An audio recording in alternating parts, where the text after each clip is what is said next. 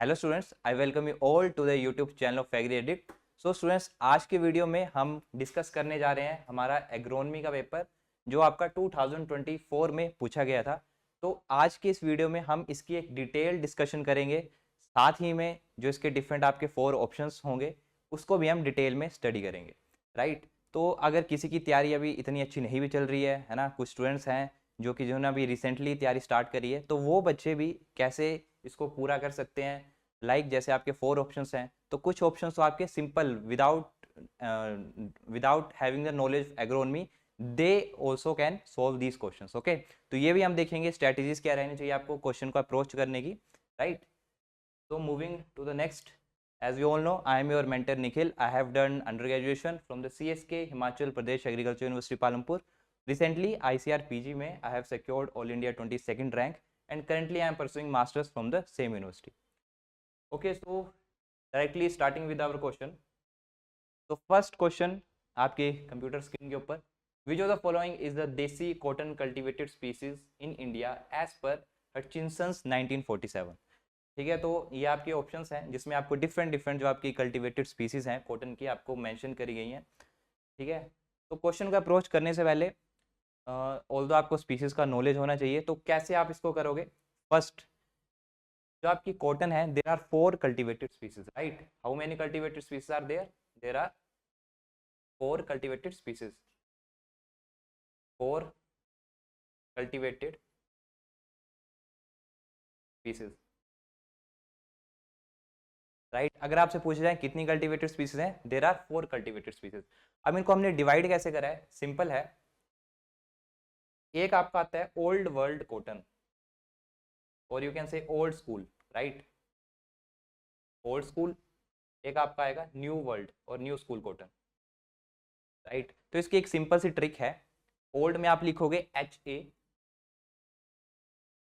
Right. New में आप लिखोगे ए के बाद क्या आता है B, HB, राइट। अब HA से क्या मतलब है मेरा, HB से क्या मतलब है, सिंपल, इसको आप 0 मान के चलिए, जो आपकी बाउंड्री है टेक इट एज 0, ठीक है, 0। और यू कैन से जहाँ पे आपका जीसस क्राइस्ट का बर्थ हुआ था, तो उसके पहले का जो हम टाइम मानते हैं that is BC, before Christ, Christ के जन्म से पहले, दैट इज BC। और 0 से नेक्स्ट फर्दर करेंगे तो इसको आप AD बोलते हो, सिंपल। जैसे अभी 2025 चला है तो 2025 AD, तो जनरली हम AD नहीं लगाते हैं, 2025 ही रहने देते हैं, राइट। तो 2025, वैसे ही 0 से पिछला जो टाइम चलेगा है ना, इन इंक्रीजिंग 0 1 2 3, वो आपका BC में आएगा। तो इसमें हम ज़्यादा डिटेल में नहीं जाएंगे, सिंपल ओल्ड वर्ल्ड कॉटन और एक आपका न्यू वर्ल्ड, जिसमें आपका H stands for your herbaceum, right. तो दिस इज द हर्बेसियम।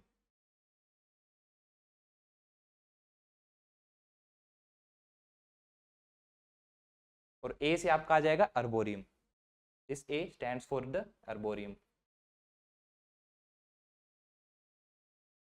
ठीक है। तो आपकी ओल्ड वर्ल्ड कॉटन कौन सी आएंगी, आपकी 2 स्पीसीज, हर्बेसियम, राइट, गोसिपियम हर्बेसियम और गोसिपियम अर्बोरियम, राइट। अब आपका न्यू वर्ल्ड कॉटन, इसमें आपकी 2 स्पीसीज, ए से आपका हिरसुटम, सॉरी H से हिरसुटम, गोसिपियम हिरसुटम, और जो आपका B है, B से आपका आएगा बारबेडेंस,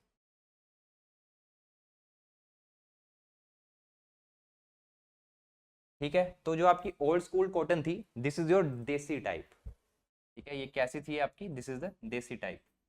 और यही आपसे क्वेश्चन में पूछा था, देसी कॉटन कौन सा आपका, this is the your arboreum and your herbaceum. So first option will be the right, ठीक है। और इसके बारे में कुछ जानकारी, अब जैसे आपके अब डिफरेंट ऑप्शन दिए हैं, तो उसमें से देख लेते हैं। जो आपका बारबेडेंस है ना, this is having the finest fibre, right. Finest मतलब जो इसका फाइबर होगा ना, that is very much, right, best quality, right. तो किसका फाइबर ज्यादा अच्छा है सब में, बारबेडेंस है ना, फाइनेस्ट। उससे थोड़ा कम फाइन आपका आ जाएगा हिरसुटम में, क्या इसका fine fibre is there, and this is also known as your hirsutum is also known as the American cotton, right. तो ये आपका अमेरिकन कॉटन भी इसको हम बोलते हैं,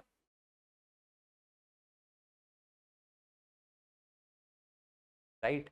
अब इसमें से आपकी जो देसी स्पीसीज थी, these are having the diploid nature, right. तो यहाँ पे हम इसको लिख लेते हैं, is having the diploid nature, right जो आपकी दो स्पीसीज हैं, these are having what type of nature, diploid.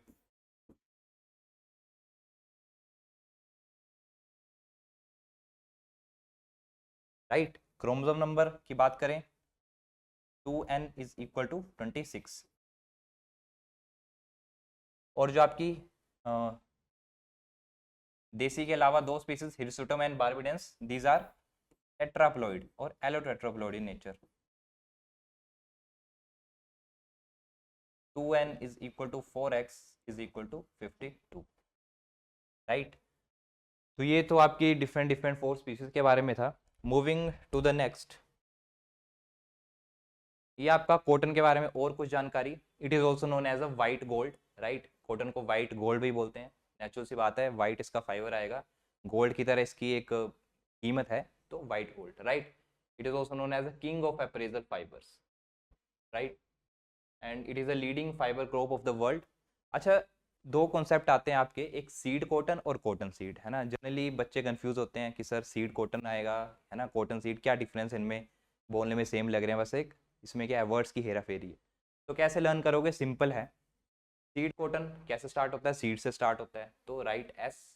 और कॉटन सीड कहाँ से स्टार्ट होता है, सी से। अब एस बड़ा या सी बड़ा, सिंपल सी बात है, अल्फाबेटिकली अब जाओगे तो एस इज ग्रेटर, है ना। ये एक लर्निंग ट्रिक है, कोई इसको कोई ऐसे जनरली उसमें बुक्स में मेंशन नहीं है, सिंपल कैसे लर्न कर सकते हो, you can understand from here. S मतलब सीड कॉटन, तो इसमें आपका सी, ये आपका सीड है कॉटन का, राइट। तो सीड के साथ और क्या चीज़ें अटैच होती हैं, जो आपका लिंट है ना, जो आपका इकोनॉमिक पार्ट है जो आप लेते हो, लेटर से this is the cotton, white colour का। और साथ ही में इसके और क्या चीज़ें अटैच हैं, अगर आप ये लिंट रिमूव करोगे तो आपको एक फज मिलेगी, है ना, जो एकदम बारीक सी चीज इस सीड के साथ अटैच होगी, है ना, this is known as the fuzz. And this white part, this is known as your lint, है ना, this is the economic part. तो in your seed cotton, this whole thing comprises of your seed cotton, है ना, seed cotton में आपकी ये पूरी बड़ी चीज आ जाती है। लेकिन जैसे ही आप लिंट रिमूव करोगे, you will remove this part, तो जो आपको पार्ट बचेगा, कैसा पार्ट बचेगा, ये आपका सीड है, इसके साथ क्या अटैच है, ये आपका फज अटैच है ना, जो आपका अनइकोनॉमिक पार्ट है। कैसे रिमूव करते हो आप इसको, with the sulphuric acid treatment you are removing this first part, right. तो ये जो आपका बचेगा, that is known as cotton seed, cotton seed. I hope मैंने ये अच्छे से क्लियर कर दिया होगा। सीड कॉटन में आपका पूरा बड़ा सा ये पार्ट, राइट, और कॉटन सीड में ओनली सीड, सिंपल। यहाँ पे मेंशन है both seed and cotton, cotton seed में आपका ओनली सीड, राइट। और इससे जुड़ा जो फॉर्मूला गिनिंग परसेंटेज का पूछ लेते हैं, तो ginning percentage you can easily learn. Let me just erase, या यहाँ पे लिख लेते हैं गिनिंग परसेंटेज का, देखना कैसे लिखते हैं, गिनिंग परसेंटेज, जीपी लिख रहा हूँ मैं इसको, simple LSC you have to learn. LSC, L से आपका weight of lint, ginning percentage is equal to weight of lint, right, weight of lint divided by SC, SC seed cotton, weight of seed cotton, multiply by 100 for the percentage, right. तो ये आपका ginning percentage का formula you have to learn. और इसमें कुछ बातें, जैसे कि आपका इंस्टीट्यूट कौन से रिलेटेड है कॉटन से, तो फर्स्ट आपका CICR, Central institute of Cotton Research, कहाँ पे है ये आपका नागपुर महाराष्ट्र में। आपका CIRCOT, Central Institute for Research on the Cotton Technology, कहाँ पे है ये, this is in Matunga, Mumbai and Maharashtra, right. और इसको प्रीवियसली क्या बोलते थे, CTRL। तो ये तो आपकी कॉटन के बारे में डिटेल्ड वी कैन से, हमने सारे ये सीड कॉटन, कॉटन सीड, जो भी कॉन्सेप्ट है कॉटन से, we have discussed. Now moving to the next question, 1 एकड़ foot water is equal to how many cubic metre water.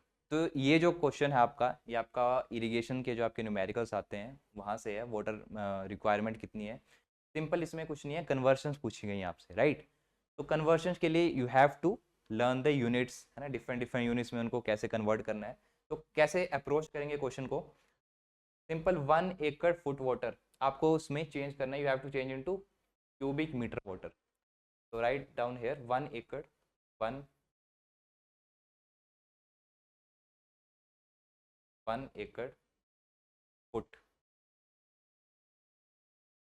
Right. So you all know in 1 hectare how many meter squares are there? 10,000 meter squares. 10,000 meter squares. And this 1 hectare is equal to how much acre? 2.5 acres.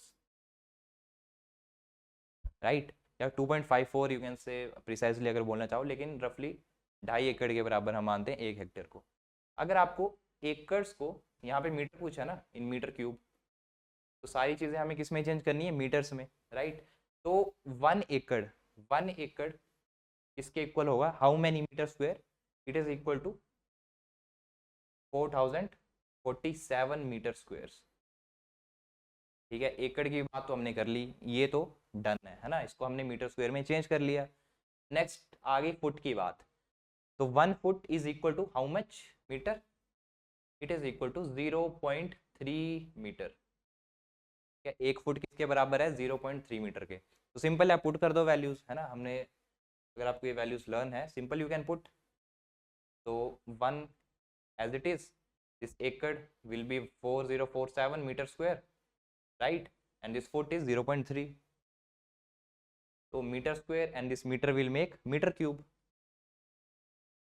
now simple आपकी ये multiplication है, when you will multiply you will get 1233.5 meter cube as the answer, right. simple ये आपकी relationship था different units का. अगर आपको ये वैल्यूज पता है ना, इनको लिख लेना. 1 foot is equal to 0.3 metre, right, and your this hectare also and this acre, right. so these are important, you have to note down these, right. so A option will be the right. moving to the next. अब next question है आपका physiology का part है. Lundhag's cytochrome pump theory believed that there was a definite correlation between, right. अब यहाँ पे different options हैं. एक में फोटोसिंथेसिस है, अनायन अब्जॉर्प्शन है, रेस्पिरेशन है, राइट, कैटायन अब्जॉर्प्शन. अब एक्चुअली ये क्या था? सी आपकी प्लांट्स की रूट क्या करती हैं? योर प्लांट्स रिस्पायर, है ना, रेस्पिरेशन प्रोसेस इज देयर. तो during this respiration process your ATP is released, है ना, एटीपी रिलीज होगा. और ये एटीपी क्या काम करेगा? जो आपके प्लांट्स के जो रूट्स हैं, देयर इज एक तरीके का साइटोक्रोम पंप है, राइट. तो इसका क्या काम है? It helps in the absorption of the anions. Anion जैसे कि आपके फील्ड में जब आप फर्टिलाइजर या फिर आप में फील्ड में एनायंस जैसे कि नाइट्रेट हो गया, NO3 नेगेटिव, है ना, negative charge particles, sulphates are there, carbonates are there, right. तो ये इन एनायंस की एब्जॉर्प्शन में ये आपका साइटोक्रोम पंप जो है इट वर्क्स, राइट. तो एटीपी कहाँ से रिलीज होता है? रेस्पिरेशन से होता है, राइट. फोटोसिंथेसिस से नहीं होता. तो रेस्पिरेशन आएगा एक तो, और किस लिए हेल्पफुल है? For the anion absorption. तो B will be the right answer. Okay, so here is the explanation also, है ना, इसको भी आप रीड कर सकते हो. प्लांट्स रूट्स ब्रीथ ऑक्सीजन, ये ऑक्सीजन ब्रीथ करेंगी, देन होएगा इससे during respiration they generate the ATP, ATP generate होंगे. This energy powers the cytochrome pumps, है ना, साइटोक्रोम पंप्स को पावर करेंगे. ये ऐसा मान सकते हो, these act as a little engines in the root cells. Root cells के अंदर आपने एक छोटा सा इंजन है ना, इनका इसका काम क्या है? To absorb these nitrate, phosphate, sulphate, right. So that is the your Lundegardh's cytochrome pump theory. Again आपका 1 cumec day is equal to, next question है 1 cumec day is equal to how many? Simple, ठीक है.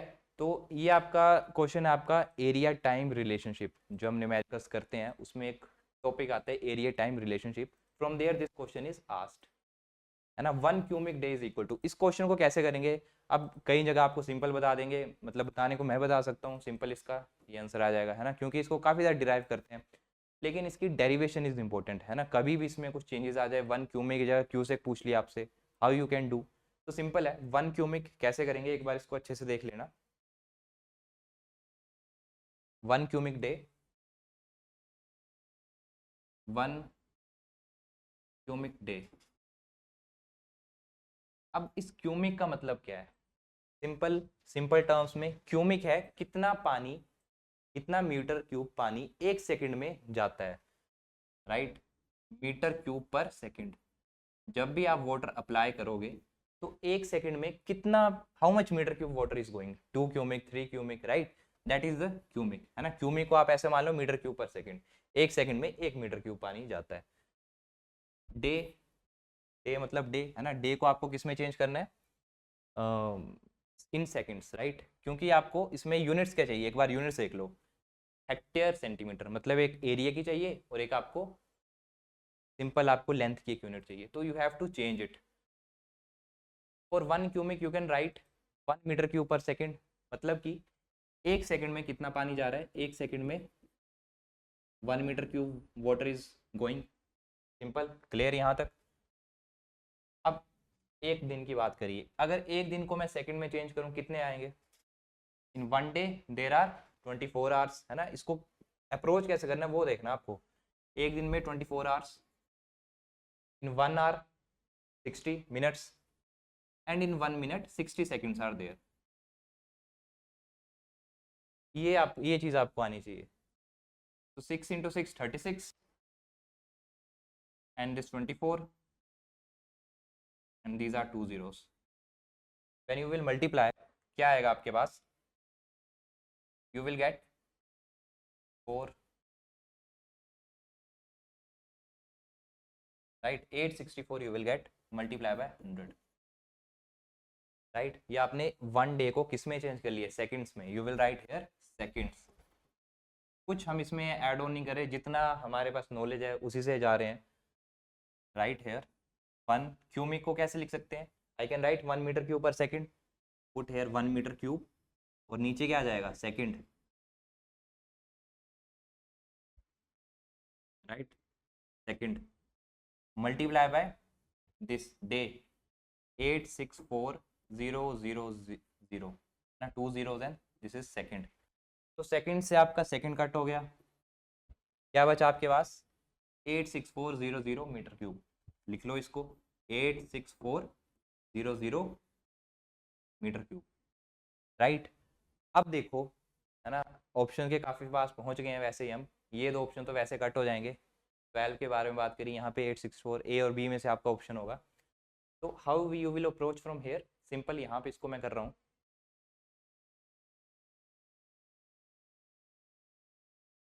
86400 metre cube को मैं क्या, मैं ऐसे लिख सकता हूँ metre square into 1 metre, I can write ना, ये मेरे ऊपर है कि मैं कैसे यहाँ तक पहुँचूंगा, राइट। तो अब मीटर स्क्वायर को हेक्टेयर में चेंज कर सकते हैं, राइट। 1 हेक्टेयर अभी हमने देखा था, 1 hectare is equal to 10,000 metre square, right. तो 1 metre square is equal to क्या करेंगे, डिवाइड कर देंगे, सिंपल डिवाइड कर दो 10,000 से, डिवाइड कर दिया, किसमें चेंज करने के लिए, हेक्टेयर में। तो सिंपल है, 2 जीरो से ये कट हो गया, कितना आ गया 8.64 और ये क्या बन गया आपका हेक्टेयर, और साथ में क्या है मीटर, हो गया डिराइव, है ना, पहुंच गए लास्ट तक 8.64 हेक्टेयर मीटर, फिर B option is the right. तो 1 क्यूमिक डे का मतलब क्या है आपका, कितना एरिया वो कवर करेगा वाटर का, 8.64 हेक्टेयर 1 मीटर डेप्थ तक, right. This is the meaning of this 1 cumec day. और अगर इसके बारे में enough. Now next question, statement 1, the optimum range of the soil moisture for effective plowing is 25 to 50% depletion of the available soil moisture। बोला गया है कि एक सोइल मॉइस्चर की क्या रेंज है जब आपको टीलेज एक्टिविटी करनी है, प्लोइंग एक्टिविटी करनी है, तो क्या एक रेंज है, 25 to 50% बताई है depletion of the available soil moisture, मतलब कि आपका 25 से 50% जब पानी डिप्लीट हो गया है ना, जैसे ये आपका कोई सोइल का कॉलम है, इसमें आपका let us say this is the field capacity, ये आपका परमानेंट विल्टिंग पॉइंट है, 25% is depleted, 25 to 50% half is depleted, then you have to go for the irrigation, है ना, DASM इसको हम बोलते हैं, इरीगेशन में काफ़ी इसको स्टडी करते हैं, depletion of the available soil moisture, right. तो first statement is correct, very right, 25 से 50% डिप्लीशन में ही एक आपको एक अच्छी यू कैन से द कंडीशन मिलेगी जिसमें आपकी प्लोइंग एक्टिविटी अच्छी हो जाएगी। नेक्स्ट स्टेटमेंट बढ़ते हैं, light soil can B प्लोड in the narrow range of soil moisture conditions while the range is wider for the heavy soils. अब अगर आपने एग्रोनॉमी पढ़ी नहीं है, कुछ भी नहीं पढ़ा, तो सिंपल थोड़ा सा अगर आप दिमाग लगाओ अपना, how you can do it. Light soils, see light soils कौन सी होती है आपकी, सैंडी सोइल्स, है ना। तो सैंडी सोइल्स में अगर आपने कभी टच करा है, उनको फील करा है, तो उनके पोर साइज कैसा है, it is greater, right. Pore size is greater, later से मैंने पोर्स बनानी किसके, सैंडी सोइल के। अगर मैं क्ले की बात करूं, हैवी सोइल्स है ना, हैवी सोइल्स के एग्जांपल और क्ले, तो इसमें कौन से पोर्स ज्यादा होते हैं आपके, micropores are greater, where in sandy macropores are in dominance, in clay your micropores are in dominant. तो इसमें जो बड़े पोर्स हैं दीज आर वेरी लेस, लेकिन जो आपके माइक्रोपोर्स हैं these are very much in the clay soil. तो इसमें बोल रहा है कि light soil can be plot in the narrow range of soil moisture, narrow range है ना, नैरो मतलब छोटी रेंज, मान लो कि 25 से 30% सोइल मॉइस्चर की रेंज है। Whereas in heavy soil इसने बोला है कि वाइडर रेंज, मान लो कि 50 से 70% है, राइट। तो मेरे को खुद बताओ, light soil can be flowed in the wider range, है ना, वाइडर रेंज, क्योंकि इसमें चाहे 50% मॉइस्चर है, 70% है, ड्यू टू दिस मैक्रोपोर्स पानी ड्रेन आउट हो जाएगा। तो लाइट सोर्स को हम इजीली जो है डिफरेंट डिफरेंट एक वाइडर रेंज में हम क्या कर सकते हैं, इसको फ्लो कर सकते हैं। Whereas opposite same clay soils के लिए थोड़ा सा भी पानी आया, ये क्या आएगा, these soils will stick up, है ना, इनका स्टिकी नेचर है, सी इज ग्रेटर देन, इसकी C as compare to your sandy soil is greater, right, C is greater, में जो नेगेटिव चार्जेस हैं ग्रेटर हैं, तो क्लम्स बना देगी सोइल। तो सी जो आपका हैवी सोइल्स है, these are flowed in the very narrow range not wider. तो यहाँ पे स्टेटमेंट गलत है और आप बोल सकते हो ऑपोजिट लिख दिया ये, है ना, heavy soils can be flowed in the narrow range whereas light soil as a wider range. तो सेकंड ऑप्शन जो आपके statement that is wrong, first is correct. तो स्टेटमेंट सी जो आपका ऑप्शन सी है that will be correct. So student जो हम भी ये लिख रहे हैं सारी चीज़ें आपको हर एक क्वेश्चन की डिफरेंट डिफरेंट जो भी हमने टीच भी करा है उसको भी हम मेंशन कर रहे हैं। तो अगर आपको ये पीडीएफ चाहिए तो सिंपल इसी यूट्यूब वीडियो के आप डिस्क्रिप्शन में जाओगे, there you will be provided with the Google form link, simple आपको वो फॉर्म फिल करना है एंड डायरेक्टली आपकी पीडीएफ्स जो भी हम आगे सेशन लेंगे वो आप तक आपके व्हाट्सएप में पहुंच जाएगा, राइट। तो moving to the next question, थोड़ा स्पीड करेंगे अब, है ना। Given below are the some important features for a tree to be suitable for the agro forestry. अब ऐसा सोचो आपने एग्रो फॉरेस्ट्री में कोई पेड़ लगाना है, तो उसके लिए क्या फीचर्स आप चुनोगे, सिंपल है ना, कोई इसमें ज़्यादा एग्रोनमी या फिर आपको साइंटिस्ट बनने की जरूरत नहीं है, सिंपल कॉमन सेंस है, यू कैन डू। फर्स्ट है it should be suitable for the prevailing agro climatic condition, जो भी उस जहाँ भी आप लेट से हिमाचल में आपको कोई पेड़ लगाना है, तो वो पेड़ जो है हिमाचल में थोड़ा जो वेदर है डेट इज़ सब टेम्परेट टाइप, है ना, ठंडा एक तरीके का मिलेगा आपको। तो उसी टाइप की आपको ट्री स्पीसीज चाहिए जो कि उस पर्टिकुलर एग्रो क्लाइमेटिक कंडीशन को सूट करें। वेरी राइट, इसमें क्या सोचना, राइट, है ना, यही आएगा, ए शुड बी राइट। तो आपका बी ऑप्शन तो ऐसे एक्सक्लूड हो गया, इसमें ए नहीं है। नेक्स्ट सोचो, it should be the fast growing and preferable nitrogen fixing species. अच्छी बात है, जितना ज़्यादा पेड़ फास्ट ग्रो करेगा, है ना, उतना ज़्यादा हमें उसका जो भी जिस भी हम पर्पस के लिए लगा रहे हैं, इकोनॉमिक पर्पस है आपका, टिम्बर है ना, वुड के लिए लगा रहे हैं, और नाइट्रोजन फिक्सिंग स्पीसीज होगी तो और भी अच्छी बात है, आपकी सोइल जो है इससे एनरिच होगी with the nitrogen. Second is also right, right. तो okay, moving to the next, it should meet needs of farmers for timber fodder fuel fruit fibre, very right. इसी के लिए हम ऐसे तो किसी भी मन करा और हमने लगा दिए पेड़, there should be some purpose, timber fodder fuel fruit fibre, very right, C should also be right. It should have ability to generate employment and high returns, natural सी बात है, ये सब अगर टिम्बर फोडर आएगा तो इससे एम्प्लॉयमेंट भी जनरेट होगी और हाई रिटर्न्स भी आएंगे। तो all the statements are correct, A B C D will be the right answer, D option is the right. Okay, तो इसमें ज़्यादा कोई साइंस नहीं लगी, सिंपल आपकी अंडरस्टैंडिंग है। नेक्स्ट, अब आ गया आपका एक और टॉपिक, क्लाइमेट चेंज, है ना, उसमें हर साल जो है क्वेश्चंस इंक्रीज कर रहे हैं, जैसे अब पिछले पेपर से देख लो आप, 4-5 साल के hardly 4 to 5 question are there, इससे भी कम थे, लेकिन अब इनका ट्रेंड ज़्यादा हो रहा है, 10 to 12 क्वेश्चन। ये मिक्स आता है आपका प्रिसीजन फार्मिंग से, क्लाइमेट चेंज, सारे टॉपिक्स दीज आर मिक्स्ड। तो क्वेश्चन देखो, ग्लोबल वार्मिंग पोटेंशियल के ऊपर है, छोटा सा कॉन्सेप्ट है, इसे एक क्वेश्चन से हम पूरा कॉन्सेप्ट देख लेंगे।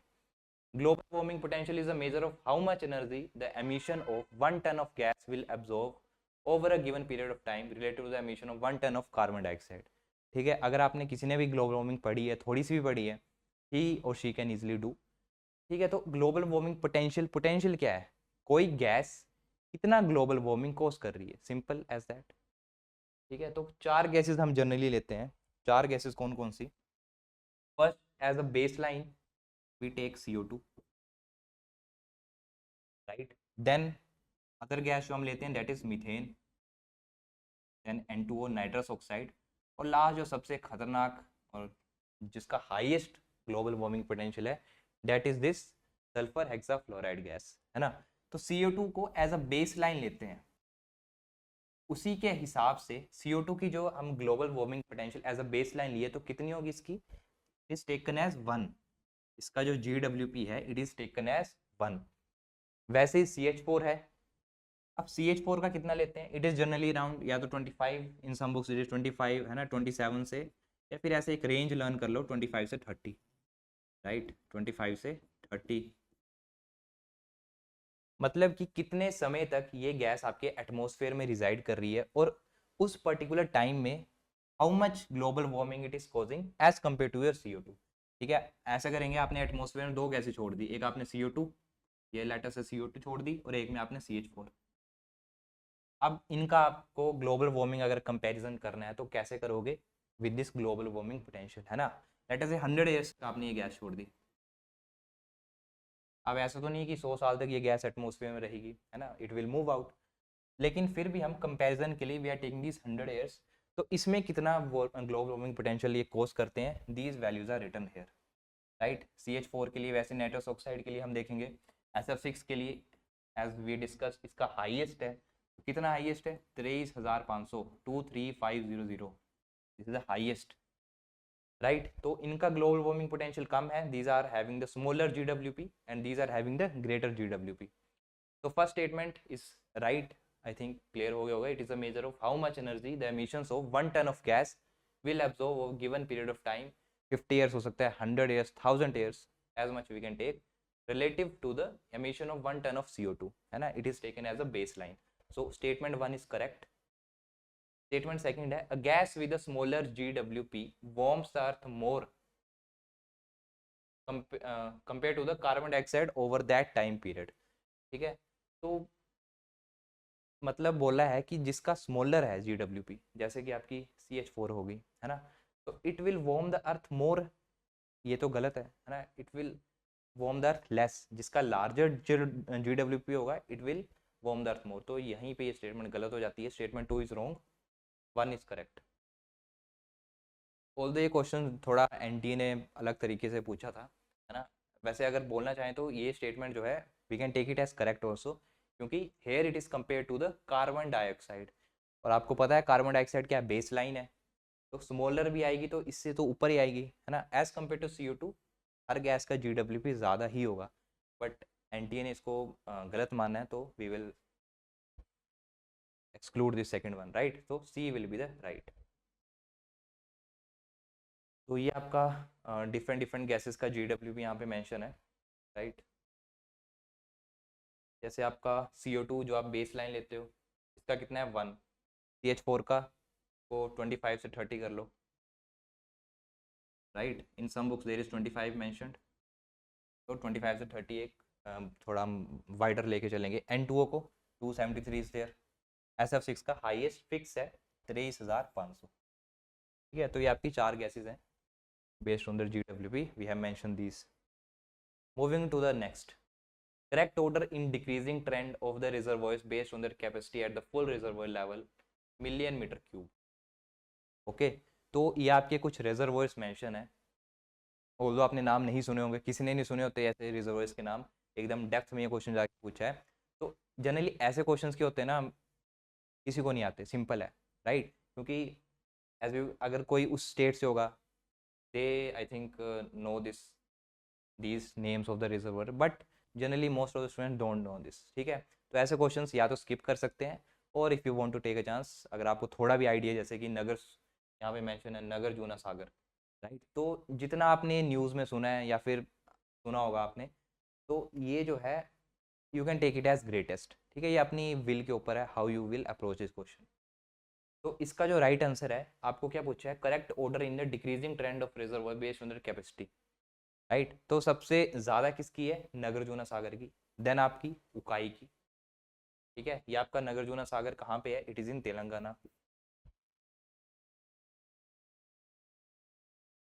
Ukai this is in Maharashtra. आपका Shriram Sagar this is again in Telangana, right. और जो आपके लास्ट के दो है, you will tell in the comment section, Koyna कहाँ पे है और आपका इडुक्की कहाँ पे। Okay, so right answer for this question is D. Now moving to the next, in neutron method used to measure the soil moisture, the source of the fast neutrons is a mixture। मतलब इसमें ज़्यादा concept नहीं पूछा आपसे, simple आपसे ये पूछ लिया है कि जो न्यूट्रॉन स्कैटरिंग मेथड में जनरली दो चीज़ें देखते हैं, एक आपका डिटेक्टर और एक आपका सोर्स ऑफ द न्यूट्रॉन्स। और क्या सोर्स है आपका जिससे आप मॉइस्चर मेजर कर रहे हो, right, source is asked. Okay, तो सिंपल है, आपका न्यूट्रॉन मेथड एक्चुअली है क्या, ये आपका एक मेथड है, indirect method to measure the soil moisture.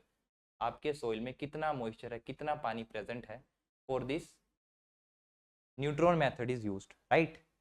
तो इसमें एज अ डिटेक्टर क्या चीज़ यूज होती है, एक्चुअली करता ये कैसे काम करता है, एक आपका एक न्यूट्रॉन का प्रोब होगा, एक तरीके का ऐसा एक इंस्ट्रूमेंट होगा जिसमें कि हेयर एक डिटेक्टर लगा होगा। ओके, तो what you will do, you will insert in this into the soil. Late us से आपने सोइल में इसको इंसर्ट करा, तो व्हाट विल हैपन हेयर, जो आपका सोर्स है फास्ट न्यूट्रॉन्स का, दैट इज योर अमर्सियम, या फिर अमर्सियम नहीं है तो इट विल बी रेडियम। ठीक है, this is used as a source for the fast neutron. अब इसका अच्छे से मैं बताऊंगा कि कैसे काम करता है अमर्सियम एंड रेडियम। ठीक है, और साथ में आपका beryllium is also used as a stable compound, right, and as a detector BF3 gas, this is the boron trifluoride, right here, boron trifluoride gas is used। अब एक्चुअली होता क्या है, see this is a radioactive substance है ना, americium and radium, this is a radioactive substance. क्या, ज़्यादा reaction depth में नहीं जाएंगे, सिंपल ये क्या करेंगे, फास्ट न्यूट्रॉन सोर्स जो है इट विल डिलीवर, है ना, ये एक फास्ट न्यूट्रॉन सोर्स भेजेंगे, फास्ट न्यूट्रॉन्स से जाएंगे। अब होगा क्या, ये जो फास्ट न्यूट्रॉन्स हैं, जो आपका वाटर है, अगर आपकी सोइल में देर इज अ वाटर, तो क्या करेंगे, वाटर में there is H2O, H2O will dissociate into your H positive and your OH negative. तो जो आपका ये H पॉजिटिव वाला पार्ट है, इससे क्या होगा, इसका जो साइज होगा it will match to these, जो आपने न्यूट्रॉन छोड़े हैं अमर्सियम एंड योर रेडियम के जो छोड़े हैं, तो क्या होगा, साइज मैच होगा, साइज मैच होगा तो क्या होगा, इट विल कोलाइड, है ना, एक कोलिजन होगा, there will be collision. Let us say आपका वाटर का मॉलिक्यूल आ गया और आपने जो न्यूट्रॉन छोड़े, इसको आप येलो से कर दो, राइट, ये आपके न्यूट्रॉन्स हैं and this is your water, it will collide, collision होगा तो उससे क्या होगा, इस जो आपके वाटर के मॉलिक्यूल्स है इसकी एनर्जी कम हो जाएगी, सॉरी जो आपके न्यूट्रॉन्स हैं इसकी एनर्जी कम हो जाएगी, तो फास्ट से क्या बन जाएंगे, एनर्जी लूज होगी तो स्लो हो जाएंगे, है ना। आप मान लो भाग रहे हो कहीं, चक्कर हो गई आपकी, तो क्या हो जाएगा, आपकी स्पीड स्लो हो जाएगी, राइट, वैसे ही न्यूट्रॉन्स की स्पीड क्या हो जाएगी, स्लो। और इस प्रोसेस को क्या बोलते हैं, this process is known as a thermalisation. Fast neutrons are getting slower, this process is known as the thermalisation, and these slow neutrons are known as thermal neutrons, right, इनका और नाम क्या है, थर्मल न्यूट्रॉन्स, क्योंकि थर्मलाइजेशन process से बने तो thermal neutrons, right. तो ये आपकी पूरी प्रोसेस जो है वो है थर्मलाइजेशन की। अब क्वेश्चन में क्या पूछा आपसे, source of the fast neutron, क्या सोर्स है, फास्ट न्यूट्रॉन कहाँ से बने, तो या तो अमर्सियम या बेरिलियम, या तो रेडियम एंड बेरिलियम। ऑप्शन में क्या है आपके पास, radium and beryllium, first option में आपको दिया है, फर्स्ट ए इज करेक्ट, है ना, and these three are wrong. Okay, तो this is the again detailed information, ये हमने डिस्कस कर लिया है, इसको मैं एक बार दोबारा आपको बताता हूँ। This is your neutron probe, right, यहाँ पे आपका एक प्रोब लगा है जिसमें कि this is the detector tube, है ना, ये आपका न्यूट्रॉन का सोर्स यहाँ पे होगा, यहाँ से न्यूट्रॉन रिलीज होंगे। अच्छा, एक क्वेश्चन पूछ सकता है कि स्पीड ऑफ न्यूट्रॉन जो आपके स्लो होके आए हैं, है ना, it is inversely proportional to the moisture present. Inversely proportional to the कितना मॉइस्चर प्रेजेंट है, क्योंकि ज़्यादा मॉइस्चर होगा, आपको सोचो बड़ा ज़्यादा पानी भरा है तो क्या करेंगे, न्यूट्रॉन्स का भी मतलब स्लो भागेंगे, है ना, पूरा उनको डिस्टेंस कवर करना पड़ेगा पूरा वाटर का, राइट। इतने ज़्यादा कोलिजन होंगे तो उससे स्पीड क्या हो जाएगी, इट विल लोअर डाउन। तो जितना ज़्यादा मॉइस्चर प्रेजेंट है, राइट, उतनी ज़्यादा न्यूट्रॉन की स्पीड क्या हो जाएगी, कम हो जाएगी। इसलिए ये पूछ सकता है आपसे कि क्या रिलेशन है speed versus the moisture. Okay, fast neutron का source, it will interact with the hydrogen in the water, BF3 as a detector, slow neutrons, right. And जो आपका न्यूट्रॉन का सोर्स है बेरिलियम के साथ रेडियम और अमरसियम, राइट। या तो रेडियम हो गया या तो अमरसियम हो गया, ये अपनी चॉइस है कौन सा you are using. Not good for the high organic matter soil, तो जनरली जिन सॉइल में आपका ऑर्गेनिक मैटर ज़्यादा है तो उन सॉइल्स में आपका this method is not used. Okay, also this is a fast and the non destructive method, कोई इसमें आप ज़्यादा डिस्ट्रक्शन नहीं कर रहे हो। जैसे ग्रेविमेट्रिक मेथड में क्या करते हो, सॉइल सैंपल लाते हो, ओवन ड्राई करते हो उसमें, तो उसमें डिस्ट्रक्शन होती है, इसमें दिस इज नॉन डिस्ट्रक्टिव ना, and this is a fast, जल्दी रिजल्ट मिलेगा। नेक्स्ट क्वेश्चन अगेन आपका 10th क्वेश्चन, थोड़ा और फास्ट करेंगे, है ना। Total depth of the irrigation water applied for the wheat crop 90 days base period is 70 centimetre. तो in this question you can see क्या आपको दिया है and what you have to find. तो सिंपल सा रिलेशन है आपका, डेल्टा ड्यूटी टाइम। ओके, क्या रिलेशन है एक बार इसको देख लेना, ड्यूटी मल्टीप्लाई और डेल्टा। अभी डेल्टा क्या चीज़ है, डेल्टा तो हमने कभी सुना नहीं, डेप्थ सुना था, तो this delta is same as your depth, right. इसको डेल्टा साइन से डिनोट करते हैं, we can also write it as delta is equal to 8.64 B. Sir ये 8.64 बी तो देखा देखा लग रहा है अभी जैसे हमने इसको डिराइव करा।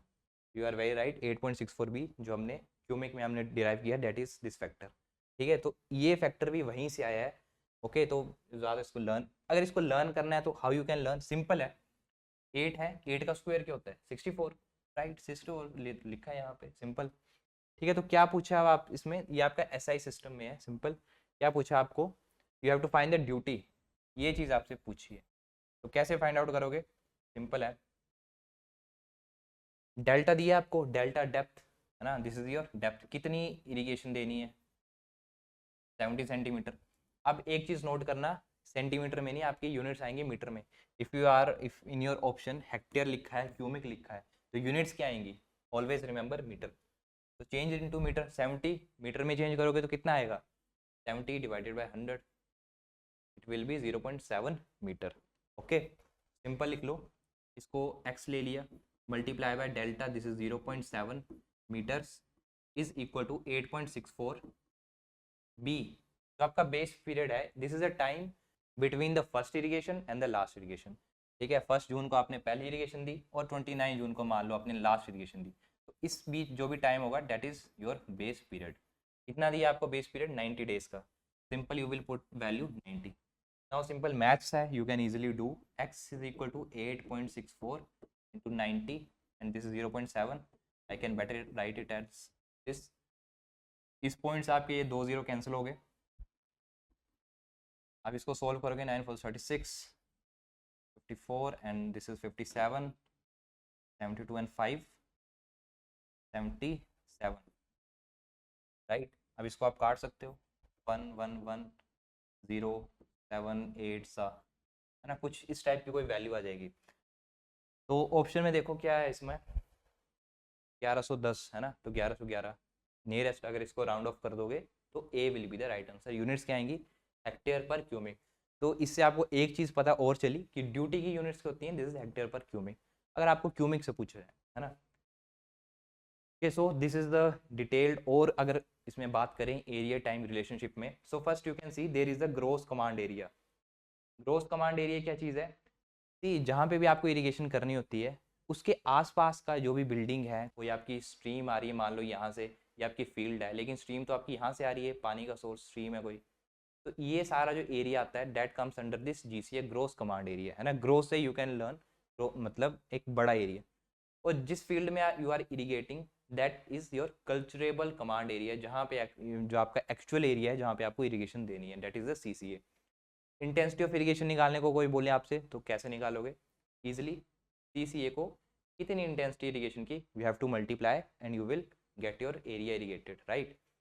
अगर ये डेल्टा वी हैव कवर्ड, क्या ये डेप्थ है यूनिट मीटर में आ जाएगी, this is the depth of irrigation. Base period, period of the crop from the first irrigation to the last irrigation. See ये जो नोट्स हैं दीज आर फ्रॉम द जो हमारे मास्टर बैचेस चलते हैं, these we have explained and taught our students. तो यही notes से आपको भी पढ़ाया जा रहा है ना। तो अगर कोई स्टूडेंट्स मास्टर बैच से पढ़ना चाहता है तो ही और she can purchase, okay. And mock test I think that is very much important at this time. तो अगर आपको मॉक टेस्ट भी चाहिए इसी टाइप के और क्वेश्चन जो हम आगे लाएंगे आपसे वीकली मॉक टेस्ट की जब हम डिस्कशन करेंगे, okay. So at that time you can see about the quality of questions, okay. so you can also purchase that. Base period we have covered, duty we have covered, okay। तो duty को ऐसे भी learn कर सकते हैं, 1 metre cube per second हमने देखा। तो कभी आपसे लीटर्स में पूछ सकता है ना, 1 मीटर क्यूब पर सेकंड जो हम बात कर रहे हैं, क्यूमी को हम 1000 लीटर पर सेकंड भी बोल सकते हैं। सर ये कैसे बोल दिया आपने 1000 लीटर? सिंपल है, 1 metre cube is equal to 1000 litre. Simple कैसे? मान लो कि जिस भी रूम में अगर आप स्टडी कर रहे हो अभी, वो आपका क्यूबिकल शेप में है। क्यूब का मतलब क्या है? जिसकी लेंथ भी सेम है, विड्थ भी सेम है, हाइट भी सेम है। मैंने उसको 1 मीटर 1 मीटर 1 मीटर ले लिया। अब कितना इसमें पानी भर सकते हैं, यहाँ से मैंने कोई पाइप लगा दी पानी की, तो कितना पानी इसमें आ सकता है ना, उसको मैंने लीटर्स में जब नोट करा तो वो आ गया मेरे पास 1000 लीटर, राइट। तो इसका वॉल्यूम आपका 1 मीटर क्यूब इसके इक्वल है 1000 लीटर। तो ये कन्वर्शंस हैं, सिंपल कन्वर्शंस पूछ ली जाती हैं कभी कभी पेपर में, राइट। तो ये आपका ड्यूटी का हो गया। नाउ ये क्यूमिक क्यूसिक का कुछ रिलेशन है, जल्दी से देखेंगे। क्यूमिक 1 metre cube per second, 1000 litre भी बोल सकते हैं। क्यूसिक, अब क्यूसिक जो है ना वो FPS system, foot pound system में हम इसको लेते हैं, ठीक है। तो क्यूसिक जनरली क्वेश्चन में नहीं पूछता आपसे, मोस्टली क्यूमिक के क्वेश्चन आते हैं, तो यही आपको लर्न करना है। लेकिन अगर पूछ लें तो cusec is equal to 1 foot cube per second, right. अगर आप इसको लीटर्स में चेंज करो it will come out to 28.32 litres per second, है ना। 1 फुट जो हमने अभी देखा 0.3 मीटर के इक्वल है, देन उसको हमने लीटर्स में चेंज कर दिया है, सिंपल एज दैट। क्यूमिक डे पूछे, कन्वर्ट कर सकते हैं, है ना, ये हमने कन्वर्ट करा है, देखा कैसे करेंगे। अब क्यूमिक और क्यूसिक में अगर रिलेशन पूछ लें आपसे, बहुत सिंपल है लर्न करना, है ना, इसमें कंफ्यूज नहीं होने चाहिए वैल्यूज देख के, simple. 1 cumec is equal to 35.34, simple है, पहले 35 लिख दो फिर एक कम कर दो 34, right, 34। 1 cumec is equal to 35.34 cusec. This relation ये आपको पक्का याद होना चाहिए। वैसे अगर आपसे FPS में ये ड्यूटी डेल्टा का रिलेशन पूछ लें, ये तो हमने कवर करा भी करा, इसमें पूछ लें तो सिंपल ये फैक्टर चेंज होगा 1.985। इसको भी ऐसे इजीली लर्न कर सकते हो, 1 लिखोगे 0.9 और 8, है ना, 9 और 8 में कितना गैप है? 1 का गैप है, तो simple you can learn it like this.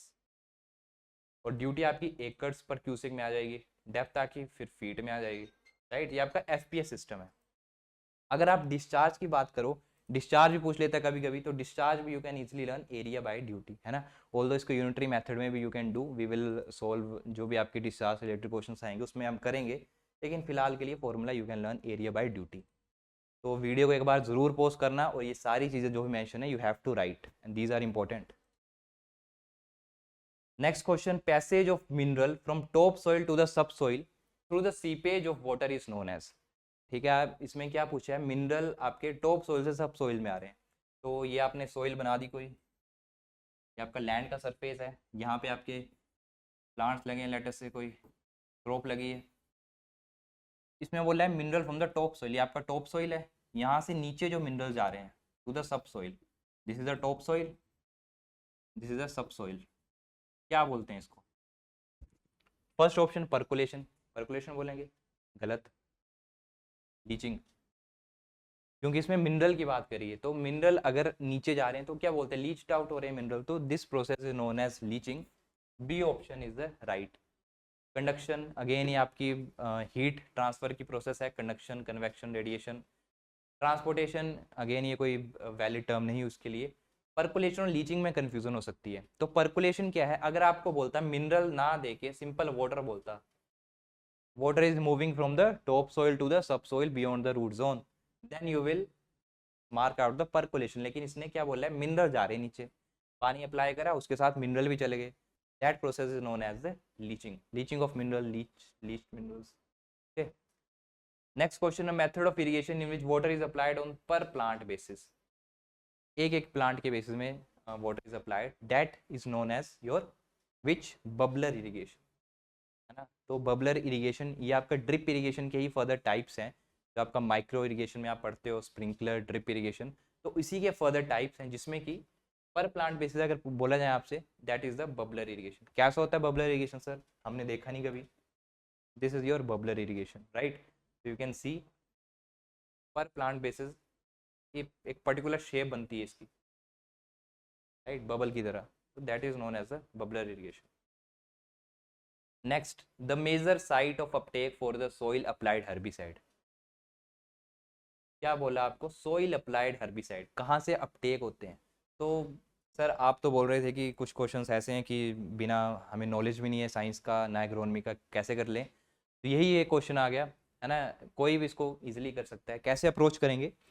First देखो, सोइल अप्लाइड हर्बिसाइड बोला है, सोइल अप्लाइड हर्बिसाइड मतलब कि ये आपकी सोइल है, ये आपका प्लांट है, लेटर से आपने सीड सो करा, राइस का सीड सो कर दिया, रूट्स निकलेंगी, फाइब्रस रूट्स, आपका रेडिकल से आपकी रूट्स निकल रही, देन आपकी प्लूमल से आपकी शूट बाहर आई, देन अगेन ये आपका पूरा प्लांट बन गया, लीव्स आ गए, पूरा राइस का प्लांट बन गया, राइट। सोइल अप्लाइड हर्बिसाइड कौन से होते हैं सर, नाम से क्लियर है, जो सोइल में अप्लाइड होते हैं। कौन कौन से सर, हमने तो तीन सुने थे, प्री, पीपीआई और पोस्ट। पहला पीपीआई सुना था, एक प्री इमरजेंस टाइम के हिसाब से, और आपका पोस्ट इमरजेंस। सोइल में कौन से अप्लाइड होते हैं, तो सोइल में आपके पीपीआई और प्री वाले, these are applied, simple. PPI में जैसे आपके फ्लूक्लोरलिन आ गया, जो आपका mostly these are applied, fluchloralin ना, जो इनका ग्रुप है डेट इज डाइनाइट्रोएनिलीन्स। और भी, अब इनका पीपीआई का क्यों हम इनको सोइल में अप्लाई करते हैं सर, इनको बाहर क्यों नहीं कर दे रहे, लीव्स में कर दो, क्या दिक्कत है, because these are volatile in nature, जैसे अप्लाई करोगे एकदम से वेपर्स बनेंगे and these will move out, इसलिए these are incorporated inside this soil, ठीक है। तो सोइल के ऊपर अप्लाई करोगे, सोइल से नीचे जाएंगे, तो सबसे पहले कहाँ पे जाएंगे, सिंपल है, सीड लगा होगा तो सीड में जाएंगे, और नाम क्या है, प्री प्लांट इनकॉर्पोरेशन, मतलब प्लांट के इनकॉर्पोरेट करने के पहले ही इनको अप्लाई कर दे रहे हैं। सेम आपका प्री इमरजेंस भी, these are also soil applied, है ना, जैसे पेंडिमिथिलिन हो गया आपका एग्जाम्पल, वीट में अप्लाई कर दिया, ठीक है। अगेन ये भी आपके सोइल के, और जो आपके पोस्ट बच गए, अगर आप लेट हो गए अप्लाई करने में, या फिर जो आपके स्पेसिफिकली पोस्ट, अब ऐसा नहीं पोस्ट आपने कर दिया हार्वेस्टिंग में आप उसको अप्लाई कर रहे हो, नो, पोस्ट इमरजेंस अगेन इनका हर्बिसाइड का भी एक पर्टिकुलर विंडो है, जैसे राइस में 1/3 ड्यूरेशन या फिर 1/4 duration are taken, right, mostly 30 days, 30 to 35 days में you have to apply these as a post emergence also. Pre जो है these are applied 2 to 3 days after sowing, right, 2 से 3 दिन सोइंग के बाद यू कैन अप्लाई। अब कैसे करेंगे इस क्वेश्चन को, फर्स्ट आपको दिया है रूट, तो नेचुरल सी बात है, सोइल में अप्लाई करा तो रूट में तो जाएगा ही ना, है ना, तो root will be the in the option, तो ए आ जाएगा, यहाँ पे ए नहीं है, you can remove. Then seed का देख लेते हैं एक बार, सीड में जा सकता है क्या, बिल्कुल जाएगा यार, रूट यहाँ पे है, सीड यहाँ पे आपका, it can move to the seed, है ना, सीड से भी एब्जॉर्ब होगा, simple, C should also be the right, C कहाँ कहाँ पे आपका, सभी ऑप्शन में है सी, है ना, तो सी को छोड़ो। लीव्स, अब नेचुरल सी बात है, लीव्स आपके सोइल के नीचे तो नहीं बनते ना लीव्स, है ना, सोइल में अप्लाई कर रहे हैं, सोइल के ऊपर बनते हैं leaves, leaves are hairless से, तो क्या ये लीव्स से एब्जॉर्ब होंगे, नो, लीव्स में तो कौन से एब्जॉर्ब होंगे, आपके पोस्ट इमरजेंस, ये आपके लीव्स में एब्जॉर्ब होते हैं, राइट, तो D will be not there, तो डी एक्सक्लूड कर दो जहां पे भी है, यहाँ से आपका डी हट गया। अब आपके पास दो ऑप्शन बचे, सर बी होगा कि नहीं होगा, तो शूट, अब शूट का जो आपका पोर्शन है, it is starting from this part, है ना, सीड के ऊपर, यहीं से आपका ये शूट का पोर्शन स्टार्ट हो गया, राइट, तो यहीं यहाँ से भी this can be absorbed, so जो आपका शूट है that is also the right, तो A B and C will be the A B C, है ना, D option will be the right. I think काफी डिटेल में we have discuss this. Moving to the next, saline soils are dominated by the neutral soluble salts consisting of the chlorides and sulfates of the sodium, calcium and magnesium। ठीक है, एक बात saline soils की कर दी। Next में क्या करी, reason में बताया, sodic soils contain sodium salts capable of causing alkaline hydrolysis। alkaline hydrolysis mainly आपका सोडियम कार्बोनेट। तो अगर आप ऐसे भी सोचो, यहाँ पे बात कर रहा है ये सलाइन सोइल्स की, यहाँ पे कर रहा है सोडिक सोइल्स की, तो क्या रिलेशन है आपस में? नहीं है ना। तो सिंपल ए ऑप्शन तो ऐसे एक्सक्लूड हो गया। Both A and R true, R is the correct explanation. कोई एक्सप्लेनेशन दिख रही है आपको? नहीं ना, तो A option is excluded.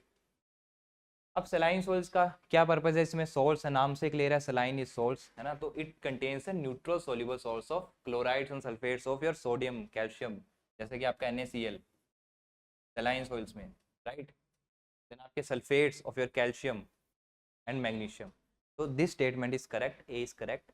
Sodic soils में क्या बोला है, contains the sodium salts, very right, sodium salts हैं इसमें। Capable of causing alkaline hydrolysis, है ना। अल्कलाइन हाइड्रोलिसिस से क्या मतलब है, हाइड्रोलिसिस मींस जब आपका ये सोडियम के सोल्स हैं, let us say sodium carbonate is there, when it will interact with your H2O, right. तो H2O से इंटरेक्ट करेगा तो क्या होगा, it will cause the alkaline hydrolysis. आपकी जो अल्कलिनिटी है सोइल में, it will increase, more basic, right. So this statement is also correct, mainly sodium carbonate. So both A and R true, but R is not the correct explanation of this. So B will be the right answer. Now ये chart काफी ज्यादा important है, यहीं पे इसको clear करते हैं। हर साल one question is asked from this, one question either match it में पूछ लेता है, सिंगल लाइनर, है ना, डिफरेंट डिफरेंट कॉम्बिनेशन बना के पूछ लेता है। तो सलाइन सोइल्स में यहाँ पे पीएच मेंशन है, EC, SAR, ESP, then electrical neutrality ratio and type of condition, कैसी कंडीशन आपकी बनती है। तो सलाइन सोइल्स में ऑलवेज रिमेंबर पीएच कहाँ से, आप जो इसकी एक डिस्टिंक्शन पॉइंट है दैट इज 8.5। तो जिस भी सोइल का पीएच 7 से 8.5 के बीच आता है, that soil is considered as saline, है ना, लेस देन 8.5। अगर 8.5 से ज्यादा हो गया, that will be considered as sodic soils, right. Simple, यहाँ तक क्लियर है। Next EC, EC is electrical conductivity. किस सोइल की ज़्यादा होगी, नेचुरल सी बात है, जिस सोइल्स में साल्ट्स पर ज़्यादा है। कौन सी सोइल में साल्ट्स ज़्यादा है सर, सलाइन सोइल्स में ज़्यादा है, क्योंकि सलाइन नाम से क्लियर है, सॉल्ट्स। तो इसका EC always greater than 4, right. इसका ठीक आपको ऑपोजिट कर देना सोडिक के केस में, less than 4, clear. Then SAR, this is a sodium adsorption ratio, sodium adsorption ratio. तो S से सोडियम, अब सर सोडियम किस में ज़्यादा है, सोडियम कहाँ दिख रहा है आपको, sodium sodium sodium sodic, relate भी हो रहा है ना, सोडियम से सोडिक। तो सोडिक सोइल्स में आपका दिस SAR विल बी, इसकी क्या वैल्यू है, दैट इज 13, है ना, 13 से ग्रेटर मिलेगा। ठीक इसको ऑपोजिट कर दो सलाइन में, simple, less than 13, clear. ESP में अगेन एक्सचेंजेबल सोडियम परसेंटेज, क्या इसका वैल्यू है, दैट इज 15। तो अगेन यहाँ पे भी सोडियम आ गया, तो किस में ज़्यादा होगा सर, सोडियम है तो सोडिक में ज़्यादा होगा, ESP will be greater than 15, है ना। ठीक इसको ऑपोजिट कर दो सलाइन में, सिंपल। तो ऐसे लर्न करने आपको, है ना, सलाइन नाम से देख लो, EC, SAR, ESP, you can do. Electrical neutrality ratio, जो आपकी ESP की रेशियो बनती है, that is same as this electrical neutrality. अब सर आपने एक और मेंशन करी है, सलाइन सोडिक, है ना। तो saline sodic again combination of this both saline and sodic. तो इसका पीएच लेस देन 8.5, है ना, in like in some papers और इन सम बुक्स किसी किसी कंडीशन में इसका ग्रेटर भी दिया है 8.5 से, राइट। तो अब ये आपको डिसाइड करना पड़ेगा जब ये आपका कुछ क्वेश्चन आएगा। वैसे जो आपका 2024 का क्वेश्चन था उसमें this is less than 8.5, okay. तो फिलहाल इतना लर्न करो। लेकिन अगर आपको बाय चांस कुछ आपका मैच इट में आपको कुछ ऐसा बन रहा है कि ग्रेटर देन आ रहा है, तो you can mark out this also, okay. दो बोथ आर करेक्ट, बिकॉज ये डिफरेंट डिफरेंट, अगर आप इसमें ये सोडिक का कंटेंट ज़्यादा होगा तो नेचुरल सी बात है ग्रेटर होगा, सैलिनिटी ज़्यादा होगी तो लेस भी हो सकता है, right. And this EC again ये आपका जो है greater than bracket in all the states, है ना। EC भी ग्रेटर है, SAR भी, ESP भी, और इलेक्ट्रिकल न्यूट्रलिटी रेशियो भी। देन टिपिकल सॉइल कंडीशन आपको बोली है, तो इसमें आपको फर्स्ट और जो आपको लास्ट है saline and this saline sodic, इसमें आपको अच्छी कंडीशन फ्लोकुलेटिव स्टेट मिलेगी। वेयर एज डिस्पर्स स्टेट, जो आपकी एक कंपैक्टेड, इसमें जो आपके पार्टिकल्स हैं ये एकदम जिसके जैसे सोडियम का अगर आप पार्टिकल्स होंगे है ना, sodium dominated soil exchangeable sodium is greater, तो इसमें आपको एकदम कंपैक्टेड टाइप की मिलेगी, बेकार कंडीशन सोइल की, राइट। सो डिस्पर्स कंडीशन, फ्लोकुलेटेड में थोड़ी अच्छी कंडीशन मिलेगी, तो जहाँ पे भी सोडियम आ गया disperse condition is there, so make a note.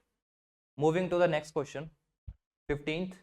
For the determination of the total nitrogen in the soil, the sample is usually digested with your considered H2SO4. ये आपका इससे आपका थोड़ा जो आप प्रैक्टिकल्स करते हो सोइल साइंस में उससे रिलेटेड है.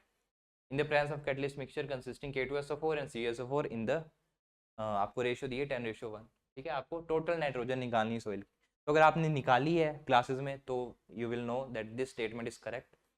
K2SO4 का काम क्या है? It is used to raise the boiling point of H2SO4 that promote the oxidation of the organic matter and conversion of the organic nitrogen. तो क्या हम यूज करते हैं? We are using this H2SO4, जिसमें कि आपका K2SO4 का use क्यों है? To raise the boiling point of this H2SO4. H2SO4 का काम, you have to oxidize the organic matter and conversion of organic nitrogen to this ammonium nitrate form. Okay, while CuSO4 का काम क्या है? It acts as a catalyst. Right? तो क्या इसका answer आएगा? Both A and R true and R is the correct explanation of the A. So A will be the right. Moving to the next.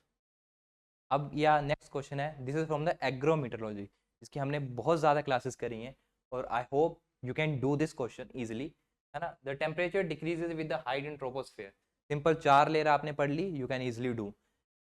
तो जो आपकी layers होती थी, first layer is of the troposphere, troposphere. Next आपकी कौन सी होती है? स्ट्रेटोस्फेयर.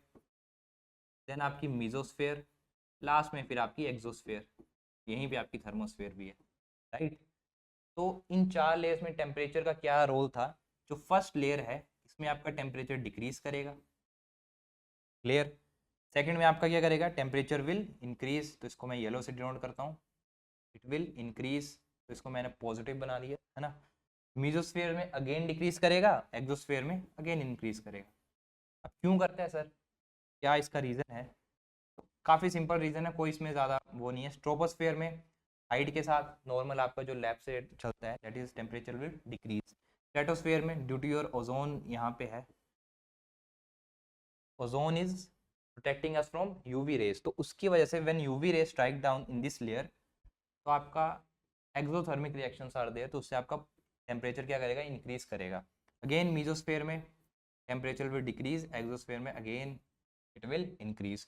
तो क्या आंसर आएगा इसका? Sir the temperature decrease in height with the troposphere, very right, decrease करता है. Ozone absorbs the UV radiation, ठीक है, in the troposphere and makes it cool. Troposphere में होती है ओजोन, गलत. Ozone is where? This is stratosphere.